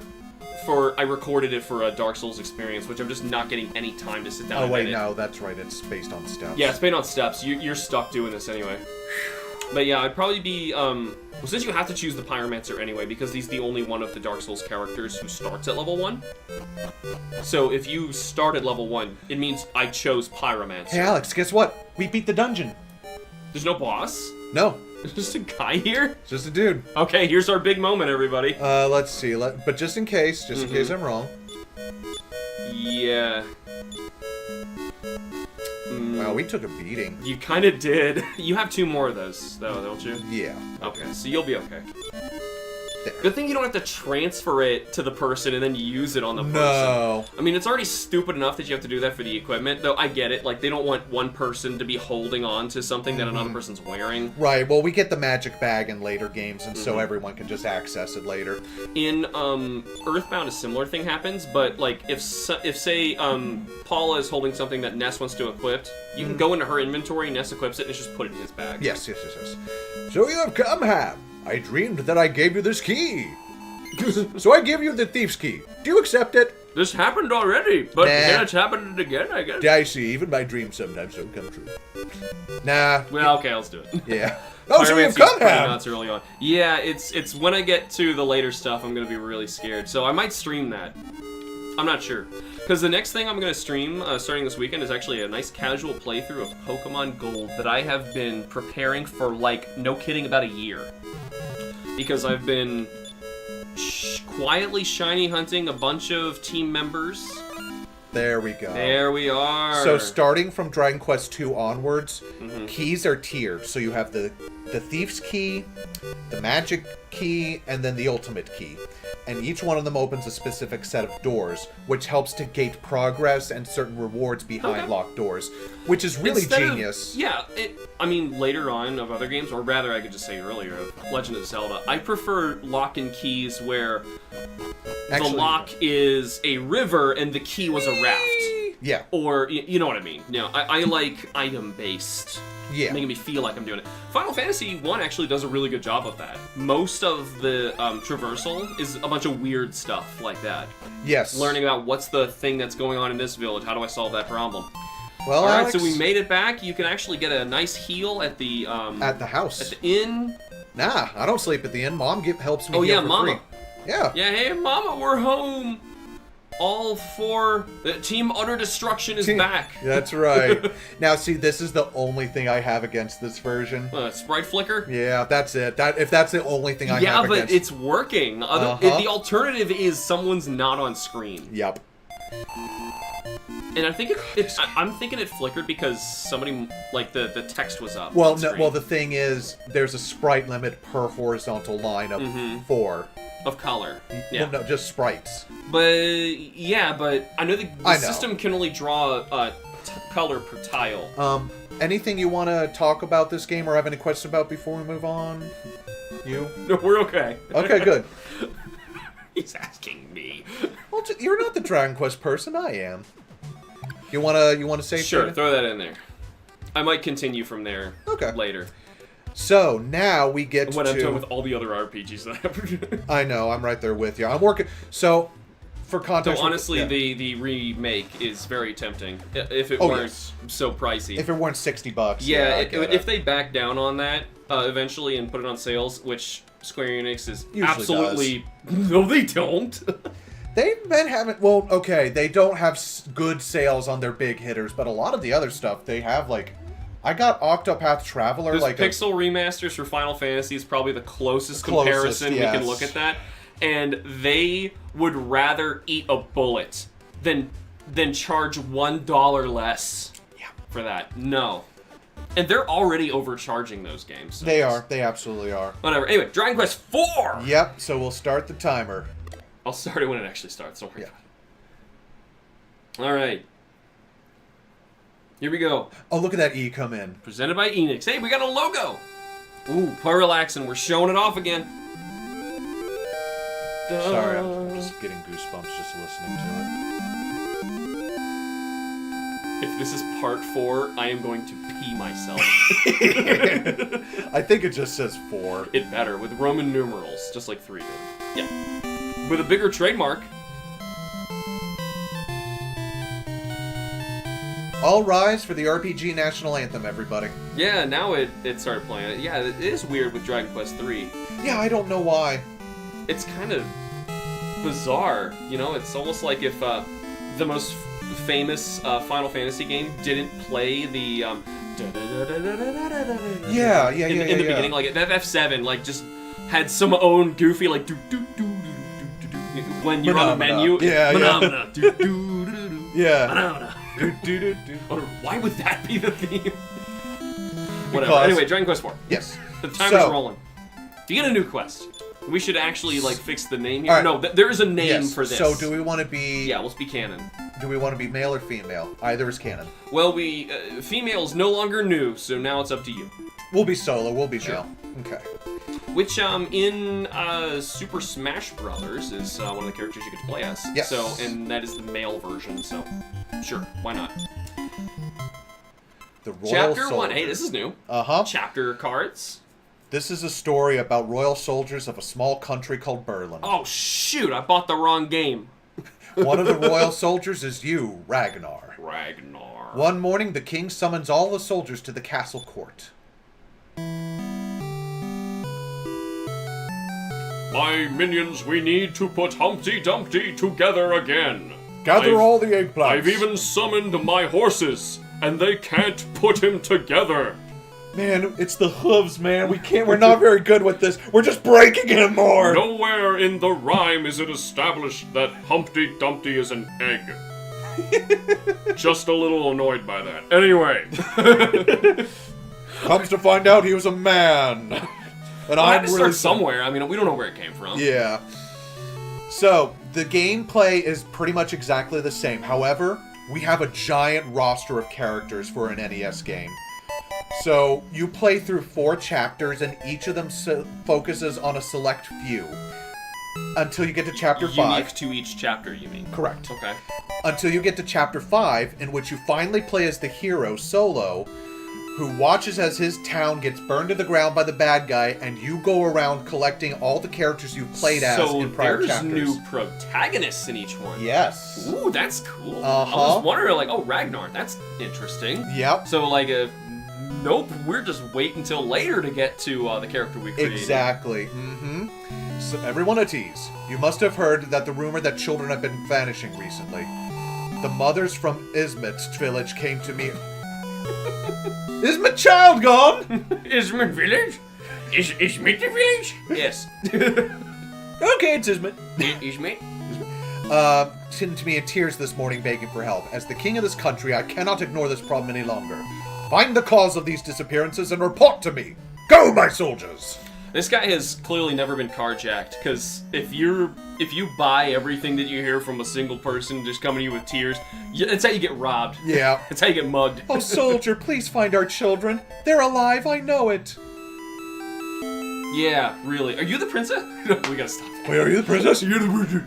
Nice stash, Ragnar. Oh, I know. Like, let me get him face. Yeah. There's my boy Ragnar McRyan. With pink armor, huge stash, stabby stick. Uh-huh. So, everything, like I said, is broken up into chapters. Chapter 1 revolves around Ragnar. Chapter 2, I believe, will focus on... I'll see you, Cameron. Yep. I'll Even see though ya. it's probably a while ago. I said it, though. Yep. Sorry. Ragnar. Chapter 2 is going to focus, I believe, on Tsarevna Elena and her 2 watchers. Chapter 3 is going to be about Torniko Taloon, the merchant. Chapter 4 is going to be about Mina and Maya, the dancer and the fortune teller. And Chapter 5 is the main game. And you basically revisit everything from his point of view and everything. And every character has a reason for joining you. And it's really in-depth, and I love this setup for this game. That's nice. Yep. And now we have a couple... Actually, I think Final Fantasy did do that on this system. I was going to say, that's something they really do on the Super Nintendo. Yeah, they absolutely do, yeah. In 1, everyone is just there just because. Oh, yeah, they're just nothings. In 2, they do have a reason. Yeah, for it. 2, they have character and reasons, but it's Star not Wars. as much as this. Oh, yeah, it's Star Wars. Yeah. Oh, no. Final Fantasy 2 is just Star Wars beat for beat. But we have new... Joe, are you saying that Dragon Quest IX needs a remake because it does. You need cosplays? What's the whole quote? So, Dragon Quest IX needs a remake with the in-guests easy to obtain so people can cosplay as different heroes from the series. Yes. I see what you're saying. I skimmed it and I saw a real-life cosplay. Have done that at least once at one of my many spare copies of Dragon Quest IX. And have many. And also, too, like, the endgame maps that you can get, you can no longer get any other people's endgame maps anymore. Oh. Yeah, because it was actually a multiplayer Dragon Quest game where you could actually trade stuff. I feel like games need, especially nowadays that are online, they need to be designed with an endgame offline server in mind. Yeah, they like, absolutely do. Like, for example, like, I just said Dark Souls. Yes. Dark Souls can absolutely be played in single player. However, the experience you get from playing with other people is so interesting, and it changes the whole game up, and it can help you and hurt you at the same time. And I feel like when the servers are down, that game's going to change, and it's going to be a little sad. So I feel like, in that regard, in end the game, while they're developing and working on the game, and they're making the DLC, let's just say, before they're finished with the game, before they're done taking it offline, they like collect a bunch of messages that are either really clever, really helpful, some are mean, and they record ghost data of other characters, just permanently record what it is, because whenever you see a player running around, that's not actually live. It's actually a recording of what they had previously done. It would be impossible for it to pull that off. Even on the PS5, it'd be a little much. That you're blending into everyone else's world at the same time. So, like, you could record that stuff and just kind of have it like a randomized playback of a single-player experience and get the multiplayer in the single-player. And then, like, randomly play the bell, I guess. I wish to be a royal soldier. Say, can you take me along? Yes, old man. Really? I shall follow you then. Will you? Sir? Was he kidding? No, he's trying. No, he can't be. Too tough for to only go on a lone flaw. It's moments like that which makes me love these series. He's coming. He's coming. Oh, let's see. Yeah, Fairy Water. Here's our magic restore. Okay, they're giving it to you in the first area. That's pretty Which nice. is not the first area when the main game comes up, but, you know. What do you got for me? I forget. Weapon shop. What do you got? Club, I have a copper sword, thorn whip, and a chain sickle. Okay, that's... So, Joe, question. What would you say is your favorite Dragon Quest game? Because you've mentioned here you've played many of these. Yeah, please let me know. Yeah, just Zach, you've played almost all of them. Yeah, I was gonna say you've not played. I can't play 10 because that's a Japanese-only MMO. Right? Yeah. That kind of. Well, I mean, there's ways. No, there's ways, but no, it's not worth it. No, I'm already playing Final Fantasy. I'm thinking of picking that back up again. So, but anyway. Yeah, of the ones you played, what would you say is the one? Your favorite one? The DS version of Dragon Quest V. That is my favorite Dragon Quest game of all time. Gotta catch them all. Gotta catch them all. It's fun just actually making a whole monster party and just kind of ignoring all the NPCs. I haven't come back from my trip. Oh. I'm still out there doing something. I left my second wife, Flora, in the middle of DQ4. I won't tell Kim. Okay. Wait, 2 beds. Oh, that marriage is not going I hope good. I did not leave her with child. No, that marriage just isn't going good. No, yeah, too bad. I'm gonna say, ooh, she's either got a kid on the way, or I am a terrible person. Yeah. And I'm thinking it's the second thing. Oh, there's another person who looks exactly like her. Is that where I am? Over? I got confused. They all look the same to me. Oh, Honor shop. When all the women in town share the same sprite. You know, it's a weird issue that we get in modern games too, that like, when it's this old, I gloss over it and I don't notice this kind of thing. But when I'm playing like, I'm gonna pick on Final Fantasy Remake again, because it's the most recent game where I saw this. I'll go into like one house with like a bunch of people in the slums of Midgar, and there's like 2 or 3 people with the exact same face and clothes. Yes. And it just takes me right out of the game. So, one other thing about this one. The overworld theme for each chapter is different. Okay. Until it gets to the main overworld theme in Chapter 5, which I just thought was really cool. Triumphant. Making you build up to it. Look at that swirl. Ooh, yeah, that was nice. Ragnar. So how do you get a party in this one? I mean, I know it's chapter-based, it's going to be different, but like in this chapter. You only get Healy. You only get a heal slime as your partner at first. That's it. Because then you solve the mystery of the missing children. I think we mentioned that before. It was a good goal to get to today for. Dive Rat. Yay, we haven't seen him yet. Well, we haven't also mentioned that because the new creatures are showing up. As we're going through the game. Yeah, Akira Toriyama famously actually was not getting work done because he was playing so much Dragon Quest, the game he worked on. And so what happened was, I think he said his wife at one point had to hide the Famicom so that way he could actually get work done. Yeah, I mean, manga artists, they are worked to the bone in Japan. Oh, absolutely. They don't get a break. Yeah, it's unreasonable. It's a reason. I feel that's why Japanese comics, their panels are much larger.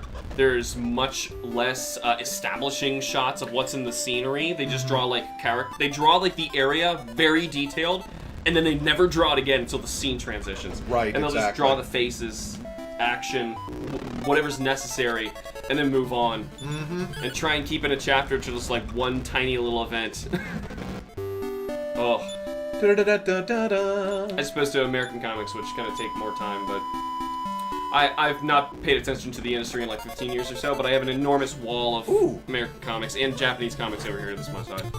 There's a new enemy, a giant worm. Giant worm. We are in Australia. Oh, that was the third game. We were in Fantasy Australia. You know how big earthworms get in Australia? Oh, it's crazy. Yeah, oh no, I've seen. There was this phase in my channel where I had like 30% of all viewers were from Australia. I don't know what happened. I was streaming at night or something. I don't know, but they were all from Australia. Nice, so I was just talking to people about Australia for a lot, and I remember someone sent me some Australian snacks and stuff too to try. But I was saying, oh man, I'd be so freaked out to go in Australia because one, I hate spiders. That's fair. It's a stupid weakness of mine, and those things are giant over there. Now I know in South America they got something that's like just as scary, like those bird eater tarantulas that actually like I've seen YouTube videos of these tarantulas choking and attacking chickens and killing chickens. A spider. Oh man, I've seen this nightmare fuel video. Yeah, go of ahead. these guys. I think it actually is Australia. Of a giant jumping spider, the size of a dinner plate. Okay, and these two guys find it in like this large outdoor shed, kind of like a small barn. Okay, and one guy's in there with like a fishing net, and the other guy's filming with his cell phone. Yep. Guy's sneaking up really close to the wall, and right when he gets close and he's about to swing it, the spider springs and lands on his face. Nope, I'm good. And of course, I know exactly which video you're talking about. And of course, it's bigger than his head, and it wraps all the way around. Oh my god! And then it just turns into this nightmare video of this guy screaming and filming, while his friend is probably never gonna go outside for the rest of his life. Oh god. Oh god. Anyway, Dragon Quest. Have a nice day. So anyway, one of those people that was saying like I could never deal with Australia, and they said, you know, the crazy stuff that's here is the stuff that people don't know about. Like, do you know how big our earthworms are? We're like, no. And she's like, yeah, they get like 6 feet long. Like, what do you mean? What do you mean they get 6 feet long? No. But like, I'm not worried about a giant earthworm jumping on my face. You know, like I'm worried about a hunter spider jumping from the wall on my face. No, I'm not okay with that. Like, I know, like down in Florida, which I've been many times, that people there will get alligators just walking into their house. Bubble slimes appeared now that it's nighttime. The invasive Burmese pythons, which are taking over down there, will just show up in people's swimming pools. So, that's really confusing. The Burmese python, largest snake in the world, but not the longest. Snakes are strange. It's an anaconda. Anyway, you were saying something about Dragon Quest. Yeah, it's okay. I like animals. No, what I was going to say was, I love the sleeping position. It's the dead position. Yeah, exactly. So the one thing save on that memory. I mean, like, if you're making... Oh, yeah, absolutely. What's amazing, this is the same console, and we see how limited it was with Dragon Quest 1. And they're making it do all this new stuff in, like, less than a year each. Basically, yeah. They're old video games, like, we think they have a toxic work environment now. Oh, buddy. Do it when there's only, like, 12 people working on the game, and it needs to, like, go from concept to print yesterday. Yeah, in like 5 to 8 months. Oh god. It's like that. It's stupid. Yeah, well, the industry's getting worse still. Like, I honestly think we're headed for a big crash with Sony's PS5 Pro. Which now we can be relevant. Look at us on NES Quest talking about brand new video game consoles. Yeah, real quick before we talk about that. Was there some Dragon Quest we skipped over? It was. Oh, so the one reason I will say to probably skip this version of the game, as good as it is, you know how we've had complete and utter control of every party member in Dragon Quest 2 and 3? Oh no. When Chapter 5 comes around... They have their own minds. They are all controlled by AI. You only control the hero. I don't know why they did that, and it makes no bleeding sense. Then how do you... So that out of battle, you can still heal yourself. Correct, but in battle, nope. Oh, God. Maybe that's to force you to grind farther, but... Or it makes more sense. It's something that they couldn't do previously. But I had 4 players in Dragon Quest 3 that I could control. I know. I'm saying that this might have seemed like an advancement. You know, like, I see what you mean, like, the character who joins you, you don't have to control everything that they do. You don't have to do it. They think for themselves. Yeah, that's fair. The other thing I will also say about this version is that, since your party is so big, you get the party wagon for the first time, so everyone can still follow you, and you can switch up your formation at any time. You can even take the hero out, I think, at some points. You know what's weird is after seeing these in depth, each one of them, I'm actually thinking that one looks the coolest on NES. Yes, I agree. Yeah. And, like, I really love the background art that stays where you are.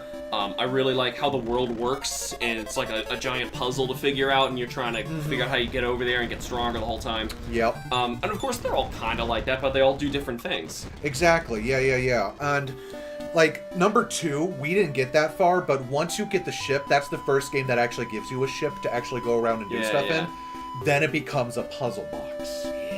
Which I adore too from what I played. But the more I play old NES games, they're all like light bulb moment turning in my head of like, wait, so I've beaten this game, but I want to go back because I had a lot of fun with it. I turn it back on and I'll go, hold on, but now that I know where everything is, it changed everything. Like now I have different strategies of what I can do, and like, oh man, they're so cool. They're so cool. And new games aren't like that.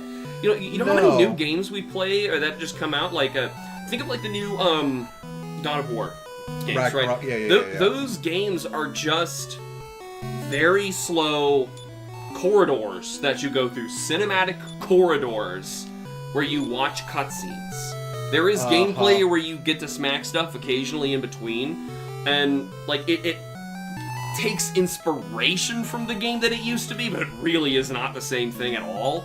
No. And it's like what incentive do I have to go boot up God of War again? It's not like I can do something different. 100% completion. Who cares? You say I did that. Who cares? You say I 100% completed Link to the Past more times than I can count, and I still want to go play that game again. Yeah. No, I follow. I'm saying there is a huge disconnect with design philosophy with old games that seems, I don't understand what's gone. Do you mind if I put in my 2 cents on that? Yeah, I'm asking you. So I think it's because the interactivity has been taken out of a lot of modern AAA games, whereas the interactivity was a lot more prevalent in a lot of older games, at least ones that we can look to. Because you gotta think, these games are made, like, with Concord, in 8 years.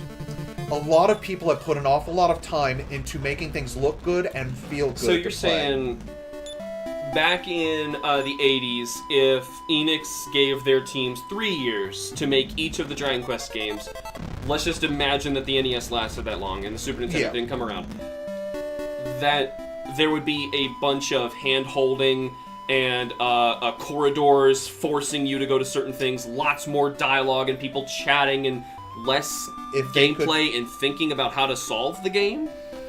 Do you think they would have done that back then? Some would have tried, I think. Some did. There might have been, like, honestly, they probably would have made, like, one of those games like that, just to try it, and immediately reverted. Because I feel like if players had the option of either two to play, they'd be like, okay, this one's fun at first, but, you know, give it a few years. After you've played it the first time, you want to throw it in the bargain bin, which is what new games are anymore. I feel like they're disposable. You play it the one time, and you roll credits, and you've basically done everything. You've seen the game, and unless you're like a hyper fan who needs to collect every freaking Korok seed in Hyrule, then you turn the game back in to, you know, trade it to somebody else, you know, just... Or if you're a fool and you only bought digital games, then just sit around with your thumb up your butt till you make more money to buy another full-price digital game. You idiot, don't do that.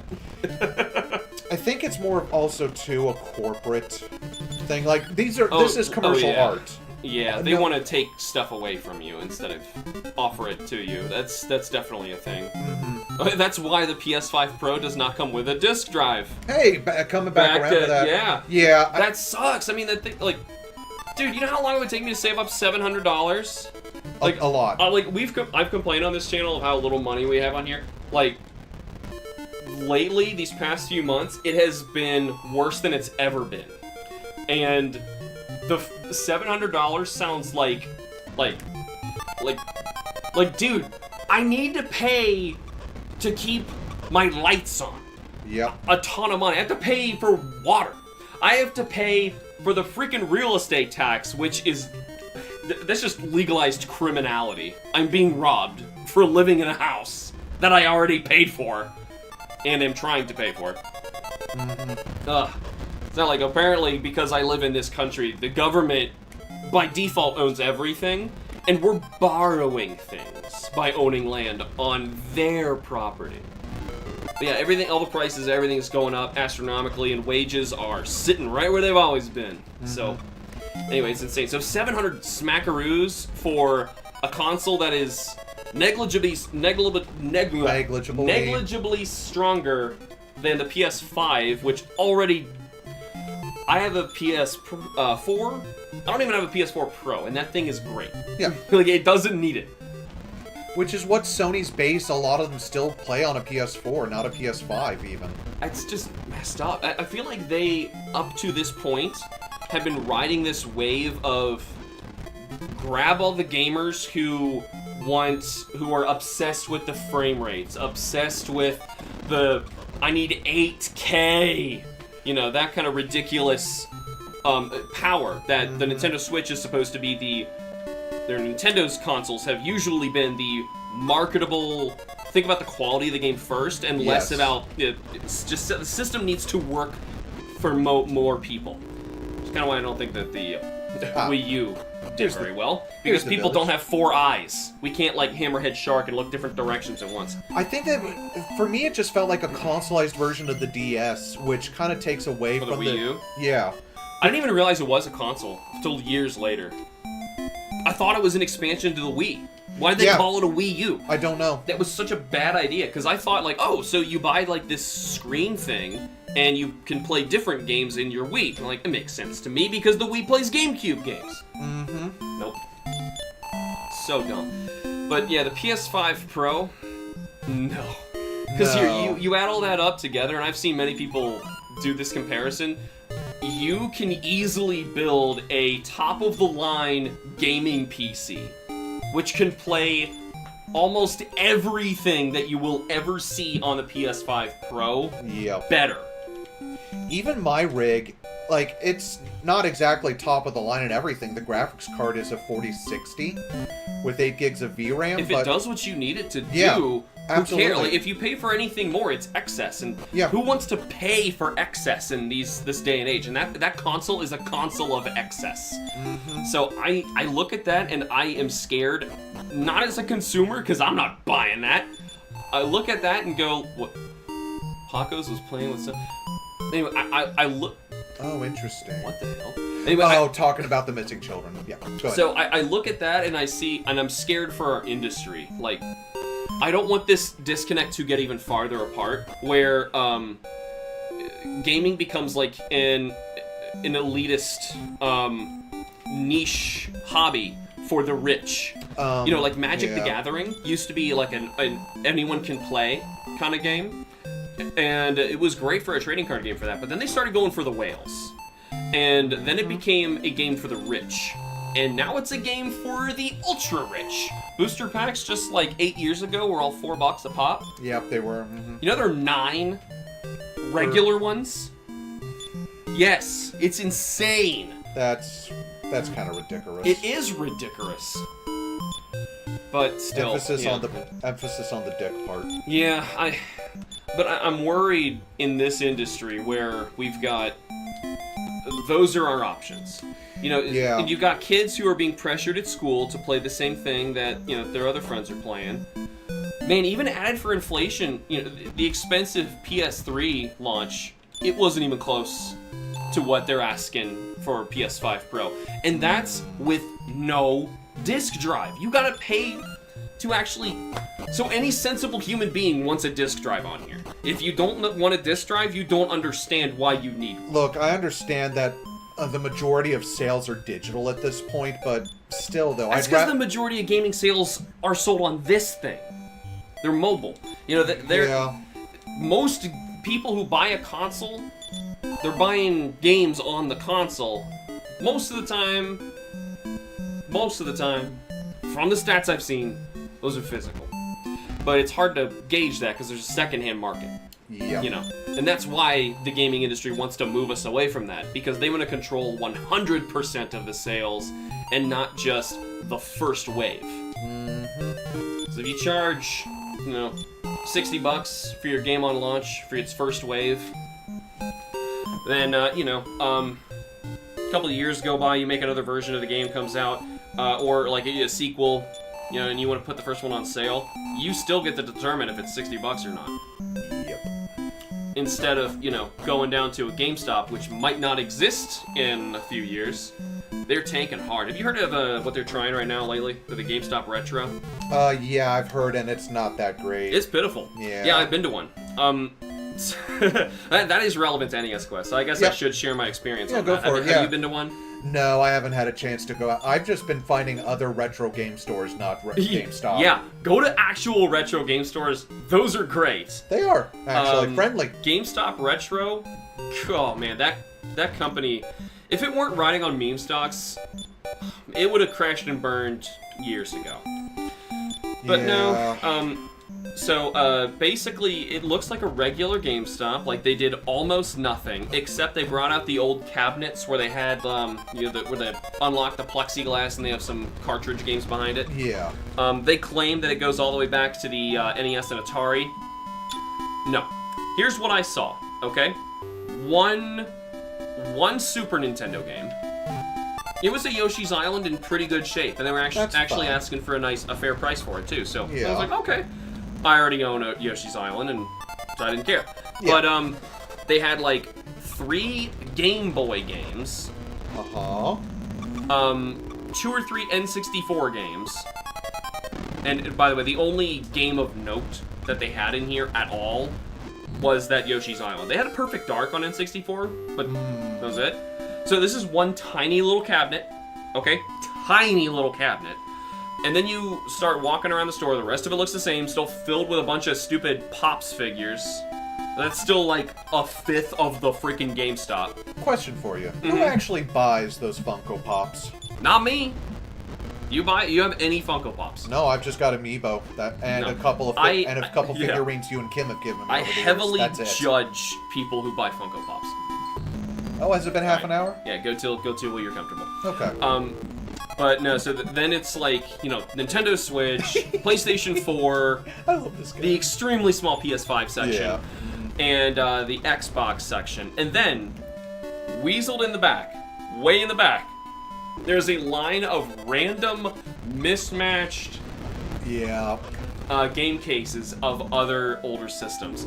So there's like a little line of PS2 games, very little, nothing special, that like popped out that was worth it. So clearly it was like GameStop executives must have just purchased an inventory from some retro game store, just like bought them out, and they distributed random junk to stores. So none of the stores actually have any good supply. It's just like they claim that they're selling it. Now, to me, this is something they should have done like years ago. 10 years ago, yeah. Where they should have never got rid of any of that stuff. Nope. Because now they're like, oh, we need that inventory. Well, you shouldn't have pitched it all. Because now they're trying to charge what they see online for all this stuff. Because they're like, oh, well, this is worth more. People are buying this stuff. The reason they're buying that stuff is because no one's going into GameStop and paying $70 for a new video game. Nope. So anyway, yeah, you can emulate this game for free.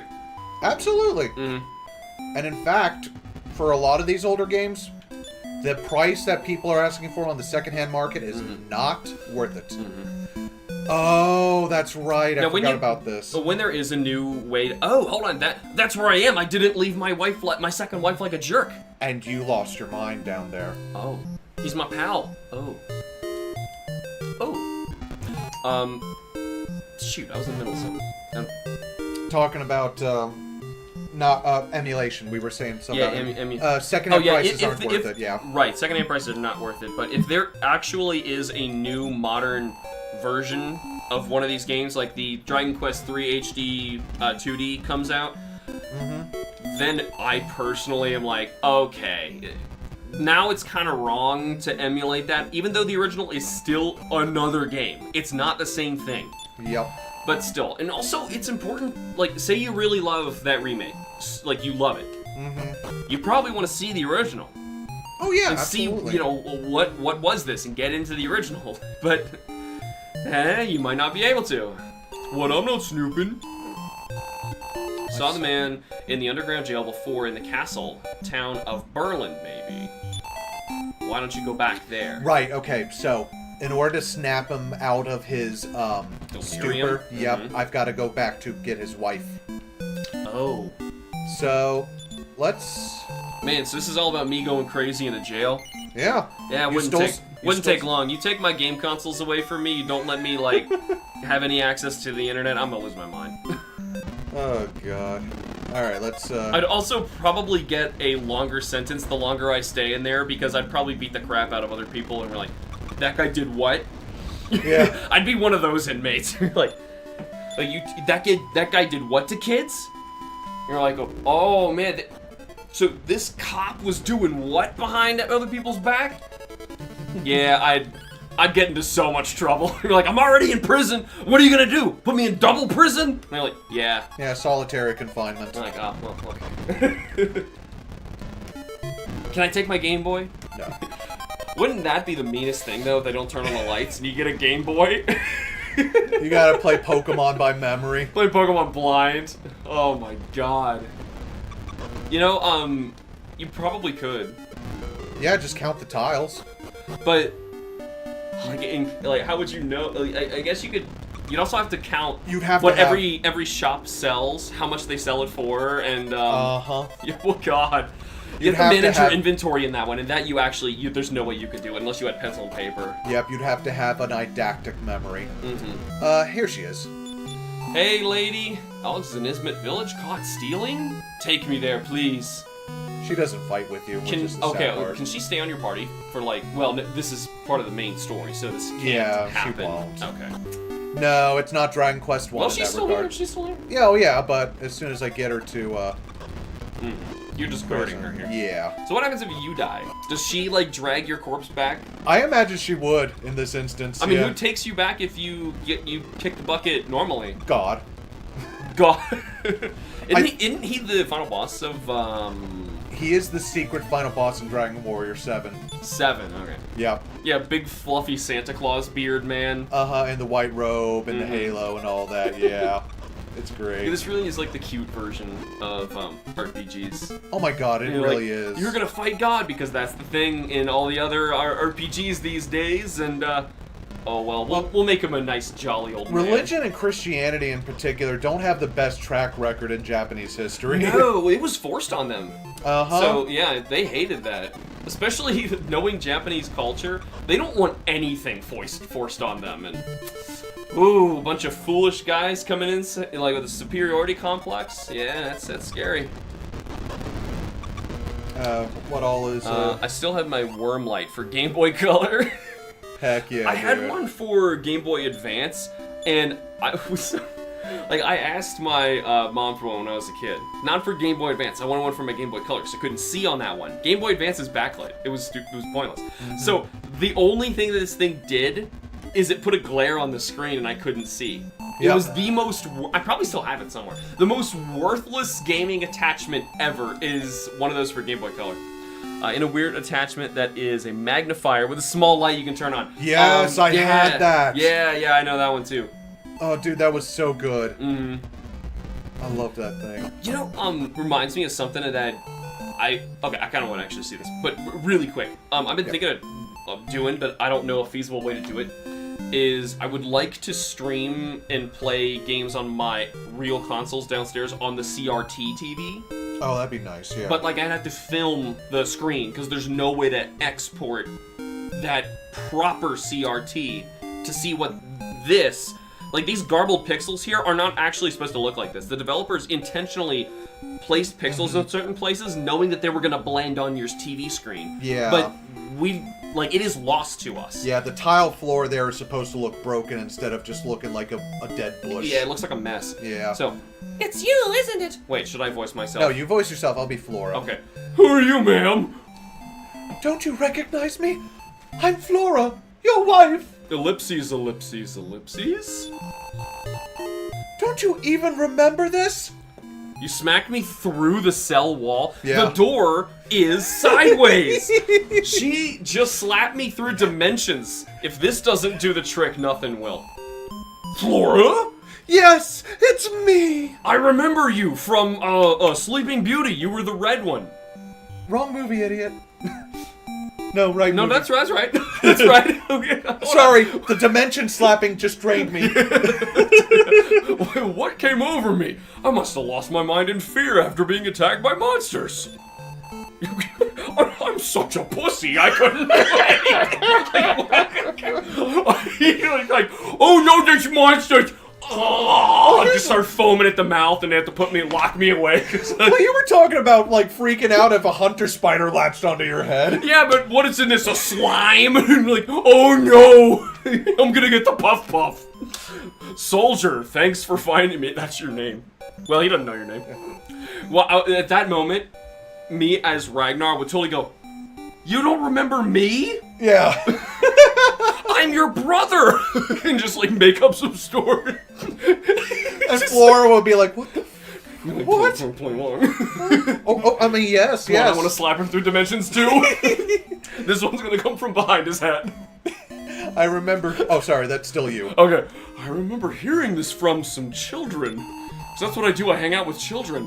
The secret playground is 4 steps to the south and then 4 steps to the east of the village signpost. Now, could you have actually stumbled across this? I don't know if the flag would have. Yeah, like this. Flipped, I don't know if this is flipping a flag in the game so that it knows to activate that now, because otherwise you could have theoretically taken her somewhere where you shouldn't have. I probably could have actually. I'll have to think about that. I think in the later. DS port, it is supposed to be the wife kissing the guy in the jail. Oh, smack. Probably to take away the smack. Oh, mwah, smack, yeah. Oh, is that what it was supposed to be? I think so. Oh, I saw smack. I thought like. She dimension smacked him, yeah, physical abuse. There may. Something may be there. You better check it out. Be careful, soldier. You two just gonna. No. All right, you'll make it work somehow. I got faith in you. Yeah, they're still there. It's okay. He's got a toilet. Yeah, and a bed. He's fine. Wait, so you're somehow talking to him? Yeah. All right, it just recapping on what you got to do. All right. So let's rest at the inn. So anybody gonna Let him out? Yeah. Nope. Kid, he's just there. But he's only there because he threw a conniption fit because He stole a loaf of bread after losing his mind. Yeah. and he saw a monster because He still had. Well, that Draki was really scary. well, here's the thing, though. He's still got to pay his penance for stealing that bread. Which is more than one night in jail. Yeah. He is the Jean. He's the Jean This is Valjean. medieval, so he's actually waiting to be hanged. Yeah, he's the Jean Valjean of this game. You know, they're typically they hung people in those times not because it was like their punishment. It was because they didn't want to put him in prison. They were like, just get a rope. Yeah. Just get rid of this guy. Okay, so. Okay, so that was accomplished. What was your 2, yeah 3, 4 and then 1, east? Yeah. 2, 3. Dang. Of course. So it's just one after this. Yeah. Okay. Thank you. Yeah, because my initial goal was to get Healy, but just to get to. We'll see. How close are we? No, that didn't. Okay, a flag had to be flipped because remember I went. I through think all you the- walked there. Yeah. Yep. Here's your well. Come this way. No. I don't want. What the? So what I'm gonna happens go if what is over there? I think over here. Let's see. I can check these Oh, pots. they're lying to you. Yeah, this is the first game which allows you to check stuff like this. Ooh, an agility seed. Hey. Awesome. Oh well. Oh wait, is it still there if you say no and you can consume something? That part I don't know, but I'm just gonna It's get not rid worth of a risking medical it, herb. yeah. And then just immediately use the seed. Because that does bother me in games where like this same situation happens. You're like, oh shoot, no, put it down. I'm gonna consume this thing. Give these to my party really quick, and I'll try and pick it up, and it's just gone. Like it just blinked out of existence. Well, I got my medical herb back. Oh, okay. So you just took that seed immediately. Yeah. Is it just like an incense from SMT? Basically, yeah. It upped my upped my stat Yeah, by it's just a permanent yeah stat by increase. 3. Yeah. Wow, that's pretty nifty. It really is. Yeah. What's this? Not sure. I just like exploring. Okay, so you don't actually know where we're going. You know where that slime is that we were trying to get to? Yeah. He's in the. Uncommon. Just let me search the well. Nothing is found. Door? Wait, why is door back? Don't know. I thought we were past this. It might have taken up a lot of memory or like lines of code or something in the game. I don't know. I'm making excuses. I'm sure it's possible it could have been done, but once again, these There's people no door here. were forced to. I'm running a tactics. How do I get in? Talk. Oh. Duh. Of course. Walk in it. Dingus. Perspective means nothing in this game. That's why the doors are sideways. If you go that way, you'll go back. Okay, bye. So, Oh, I fall down here, and then it takes me into so is Slimo in... Slimo's in here. Okay, yeah. so let's still try and get to it. Yeah, let's get Healy. We can do it. I want to see him. Hey, Healy. I forgot. That's his name, actually. Mm-hmm. Not that way. Okay, fine. Jeez. There's stairs up there, but... Yeah, might as well get the extra party member. So, you played this on what? The DS. DS. Yes. The only thing that was unfortunate about the American version of the DS game, the party chat feature was cut in the American version. So you could just press the B button and your party would actually comment on what's going on in the story and certain situations. I love that. And every single character had something unique to say. I wish, like, Final Fantasy did more of that. They kept that. They fixed that up in Dragon Quest V and 6. There is actually a translation of the Japanese version. Okay, fine. Okay. There is a version that was translated where it reinstated the party chat feature in the DS version that you can just patch for a DS ROM. And that's the way I might revisit it. Hello, what's this? Yeah, that's weird. He led you here intentionally. Flying shoes. Ragnar can't carry any more things. Here we go again. Alright. So what do the flying shoes do? That's what will get me to where the kids have been kidnapped. Now, he is down here, but God help me if I can remember where he's at. Oh, jeez. He's not going to lead you anymore? Nope. Or that was not him? Nope. Nope. Oh, I don't know who that was. Oh. I thought that was. Demon Stomp. At least the mobile port of DQ4 has party chat. Yeah, that's what they translated.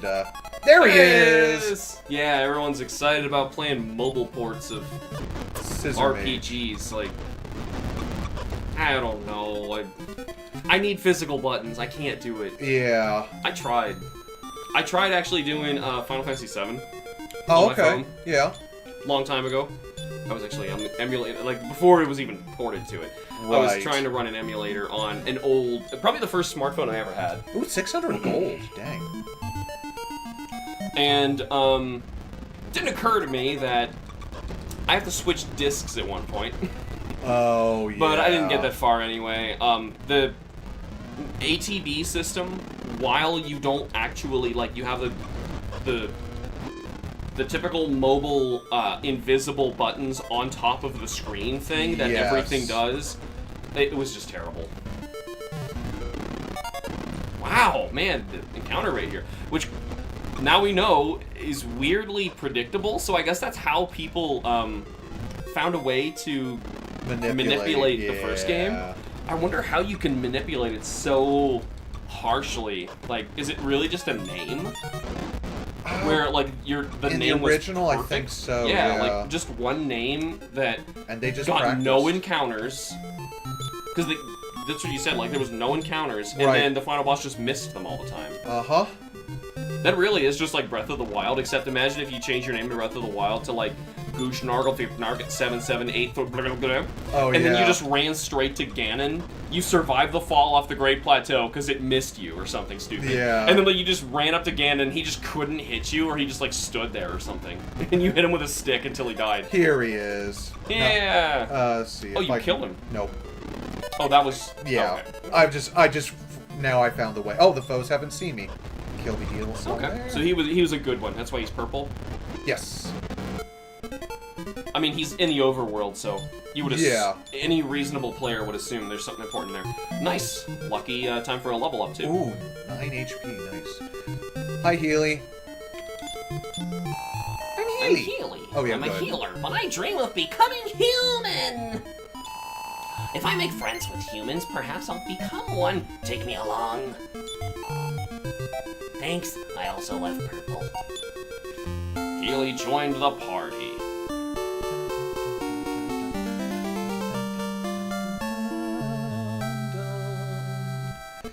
All right. Bum-bum. Mission accomplished. We We did found it. Healy. Zach, Yeah. it's finally ending. I know. It's the end of Dragon Quest week. But Dragon Quest Week will always live on in our hearts. If we get to a Super Nintendo one of these, which would be much harder to get through. Oh God, yes. Especially with the There's community. so much chaff and junk and stuff to play. But Well, and also too, the translation community over the course of decades has translated so many Super Famicom games. That, yeah, well, there's a ton of regular Famicom ones on here too. I Yep. feel like we could also do a Famicom run through, but there's no more Dragon Quest ones in there. But still, No, we played them all. yeah. Okay, so Honestly, just, we played the better versions of those first 3 Dragon Quest games on really the NES. Yes. okay. Yeah. So next, we're actually starting with Dr. Mario and Double Dragon 2. Yes. And then we have Dragon's Lair. Oh boy. Yeah. That was an AVGN one, right? Was it? I think so, because I think he did one just about like The the various arcade. versions of Yeah, right, right. Okay. Yeah. Maybe. So DuckTales, Yeah. DuckTales 2. Yes, dude. Yeah, these are good games. Those are really good games. Dungeon Magic Sword of the Elements. Uh-huh. Taito. Okay. Dusty Diamond also softball. Oh yeah.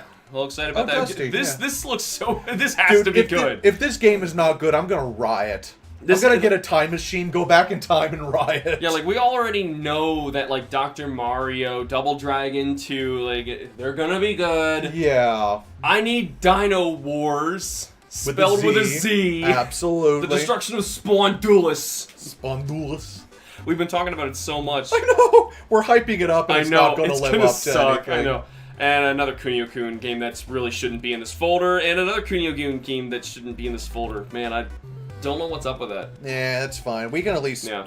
Out of Yeah. curiosity, I actually want to back up really quick and take a quick look, because we were mentioning the Famicom. I don't want to drag this out too long, but Yeah. just to take a quick gander, like, how many games are in each letter? So, because this is still going to pull it up by letter. So if I was Ooh. going to go Let's go with D. D, just as where we are, Yeah. like, how many are in here? Still multiple. Oh my god. Yep, it's a lot. Oh boy. It's a lot. Yeah, and these. No, we played that, but like. a translated, non-translated version. Exactly. Look at that's Ghosts and Goblins, I think. Yeah. Oh, nice. Yeah. So like a bunch of these we might recognize, but Wait a minute. what? The Never, Japanese made Diablo 2? Here's a little bonus In for 19 today. Okay, we got a bonus. What is this? Please, I need to know. It crashed my system. That's what it is. That's not gonna do anything. Oh, it did. Okay, good, good. No, no, let it go. Let it go. Let it go. Let it go. Like my daughter's favorite movie. Well, I was gonna say just turn it back on now. Okay. It's okay. Now you reset it again. No, like the power.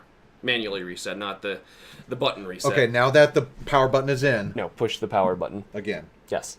Now it'll shut down. Oh. Here's my nipple, everybody. Yeah. Yeah. That's what you I want. gotta keep you watching somehow, don't I? Well, we did name a So- character Boob. Whatever that is, don't boot it. Don't boot Diablo 2.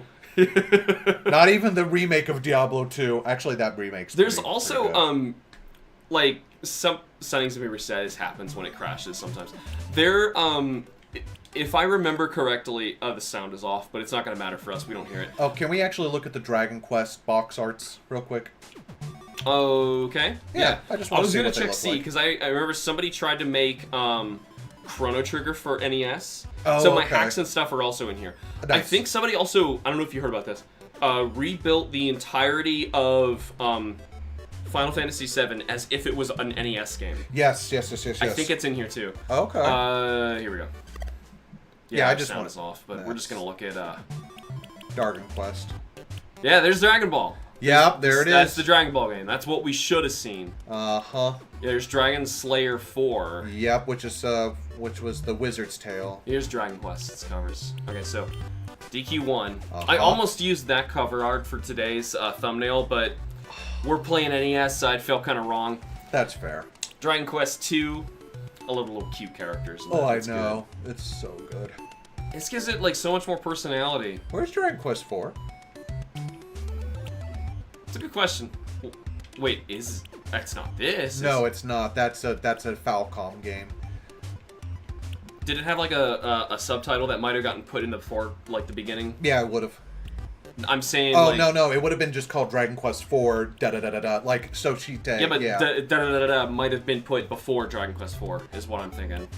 Something stupid might have happened. Yeah, I don't know. Dragon Ninja, Dragon Knife. Something done that up. That is not what that game's called in Japan. No, it's like Shadow of the Shadow Dragon and the Blade of Light. Shadow Dragon and Blade of Lightning. Yep. Dragon Buster, a game that Nintendo decided to sell for you guys on their online store and then take it off. A limited time release. Digital. And the physical version of it didn't come with the cart. They have a bunch of other Dragon Ball games. Oh, they have a ton, and they're all like... There is a 0% chance that the one we played was the best one. There's no way. How many Dragon Ball games? There's 1, 2, 3, 4, 5, 6, 7, and there was another one over there. So there's more. Doraemon. Donald Duck. Not DuckTales, mind you.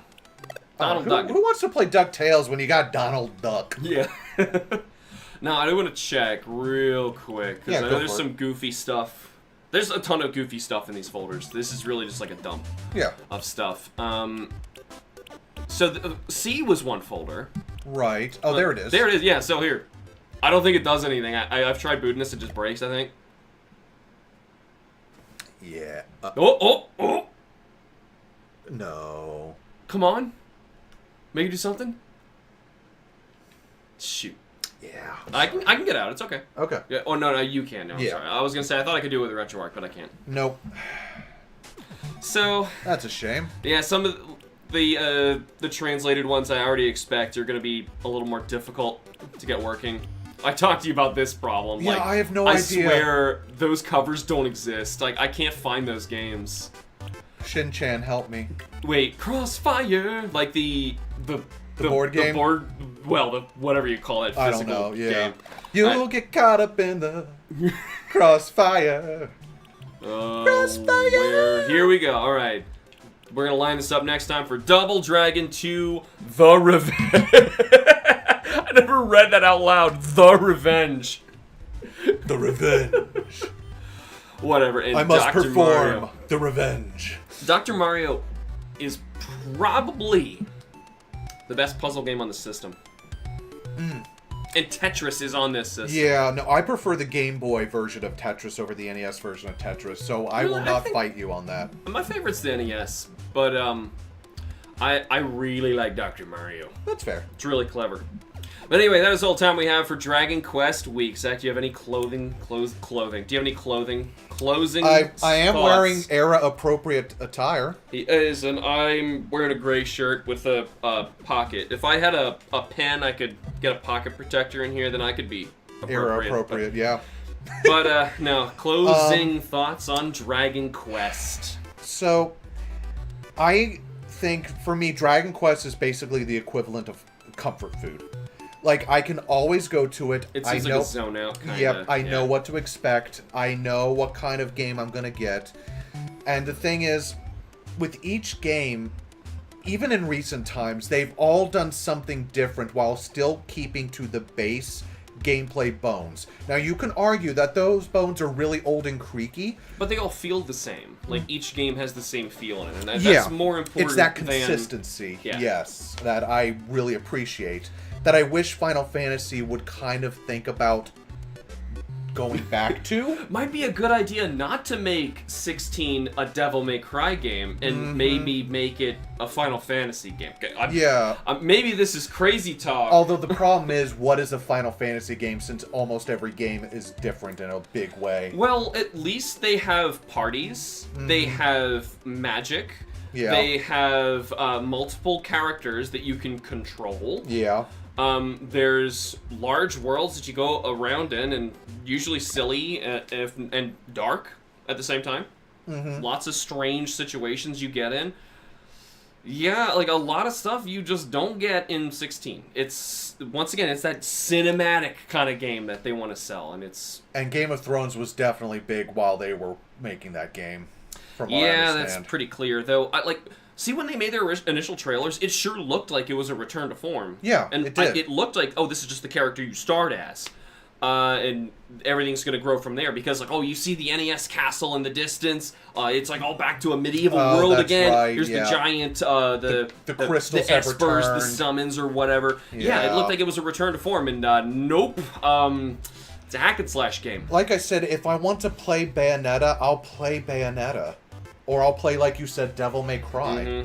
That's not what I go to Final Fantasy for. But yeah, like, that's what you're saying with Dragon Quest. Exactly, yes. At least...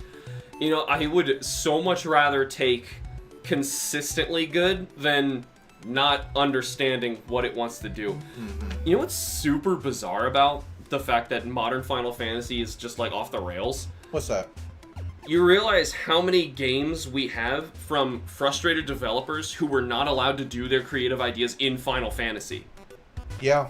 Like, Monolith, the company, exists because Square Enix is stubborn. Yes. So, like, why now?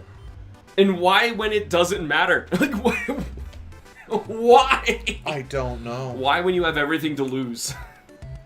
Because that would have been a system seller. Well, from what I understand, Final Fantasy 16, in typical Square Enix fashion, did not meet sales standards. Or sales expectations, rather. No, because they expected it to be a huge blockbuster. You know, that's... What game? Concord just got, like, taken down immediately because it wasn't, you know, raking in millions. It only had... What was it, like 2 weeks or something like that? 2 weeks, and it only had 25,000 players on Steam. Right. That's it. Which you can't run a live service game like that. No, in a modern market, you shouldn't expect to get more than that. But, like, real people were told to work on this for years. The thing is... All for it to be blown up in 2 weeks. For Sony's gamble, only one of their live service games that they're backing has to be a hit for this all to be It's because it's all successful. about money. I know. It's gross. Oh, no, I know. It absolutely is. They're about games here, you know. Astrobot is a celebration of Sony's legacy. I want to play that so bad. Except it's like playing like a Nintendo game, which is what a lot of people have said. Like, it's basically... There's finally, like Mario PlayStation 1 kind of game. Yes, exactly. Yeah. It's basically... Before PlayStation just decided to become all about, you know, the new Call of Duties and the cinematic, super cinematic God of Wars. Yeah, Last of Us. Looking at somebody's back for the entire game. Because see, like, what I've seen people, like, also, real quick, last thing before I finish up my these Dragon are our Quest closing thoughts on Dragon Quest and the entire industry. So, Sony, people are clowning on Sony because Sony is, whoever it was, said that they do not have enough IPs. People are clowning, saying, well, look at what Astrobot is doing, and showing all of these IPs that you guys have access to. My thing is, though, does Sony still own the rights to all those, or do those belong to the third parties or the original publishers? They're licensed. It's effectively Super Smash Brothers with lots of little things. Right. That show So up. It's like Little Big Planet, so which they also do. Right. So like, where's Little Big Planet? Yeah. You know. Well, they made Dream, and then Dream is going to get shut down at some point. But it's like, I don't think we'll ever get, like, Killzone, because that belongs to Guerrilla Games, not Sony. We're not going to get a new Jak and Daxter, because that technically belongs to Naughty Dog, but they're being told to make Last of Us. Yeah, Neil Druckmann has to leave. We're not going to get... That guy's toxic as hell. We're fortunate to get a new Ratchet and Clank, which looks really cool. Yeah? But it's like, we're not going to get a Killzone, we're not going to get another Uncharted. There was supposed to be a 5th Crash Bandicoot. Yeah. It got canned too. Yeah, it did. So it's like, I know people like to clown on Sony, and rightly so, but again, Sony, I don't think, owns the rights to all those old franchises. They have the leeway to come in and acquire them. They easily could. They've got the sway. They have the money. Yeah. They can do it. They choose not to.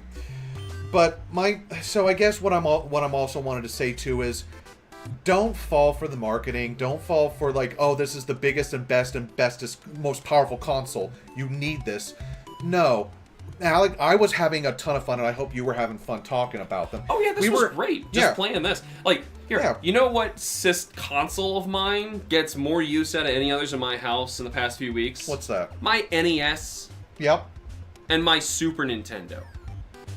Okay? Like, they're friggin' old. And my Switch, because I'm playing NSO, and I'm playing Earthbound, or other games that I can't afford to put on my Super Nintendo or on my NES. Exactly. I love this game, too. This is actually probably the next game I'm going to buy. Castlevania? Yes. Yeah, Castlevania 1. Dude, this game is fan-freaking-tastic.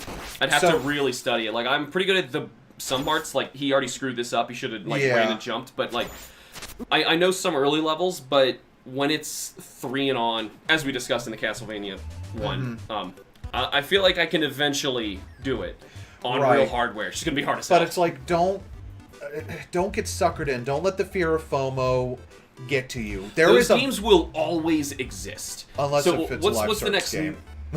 Well, then who cares? Don't get sucked into those kind of things.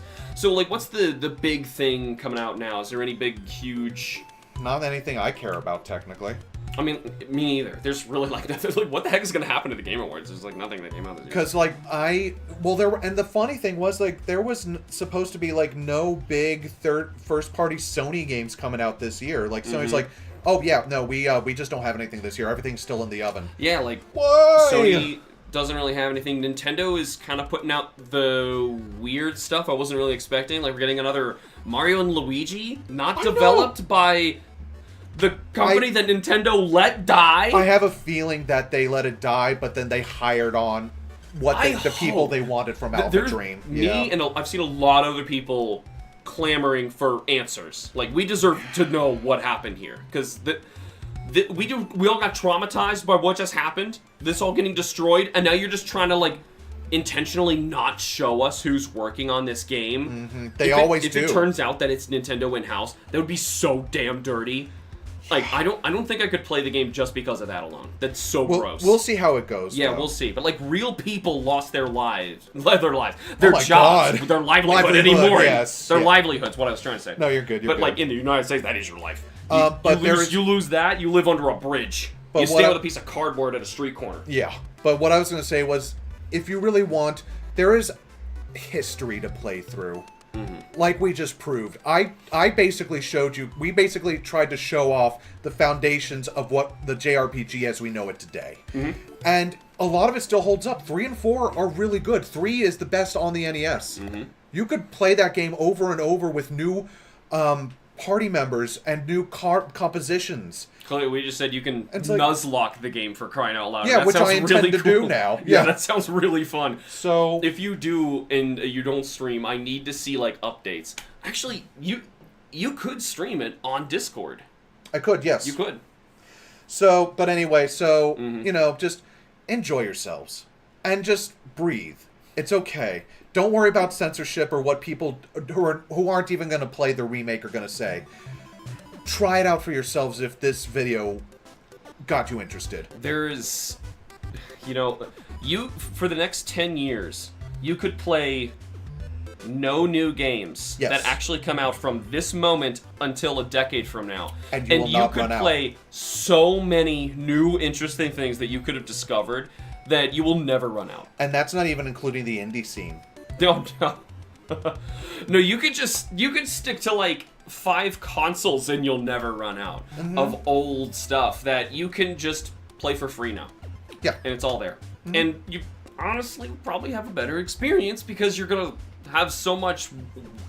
There's so much more there. It's hard to explain. It is. Games, just like we were saying before, they're just not designed the same way. No, and even though, like, we've been showing, like, with Atari and Nintendo, yeah, there's a ton of bad games, but what's good and what is actually a true hidden gem and not what people just say is a hidden gem is really good. So, I got really surprised by some of those winners that we would have just never seen. Yeah, you'll never know what you're missing out on unless if you go spelunking. And I think that's the whole crux of this series. What you don't know. Exactly. It sounds really dumb, but if If there was a better way to say it, I would, but you don't have access to the knowledge that you haven't sought out yet. Yep. And you don't, like, I'm trying to explain to my 3-year-old that, okay, she says, oh no, I don't like that food. You haven't tried it yet. Well, I know I don't like it. Well, how did you know that you would have liked ice cream before you ate ice cream? And then she's quiet, right? And it's the same thing. That's what I'm saying. Like, how do you know that you don't like any of these games on these consoles? How do you know that? What is always certain though is that mainline Dragon Quest games are going to be fan-frickin-tastic. And tying it up with a bow. Thank you guys so much for joining us. Remember to like the videos and subscribe for more. We will see you guys next week for the rest of the D's. The D's? The D's. These games. These games. See ya. See you. That's not Donkey Kong week. No!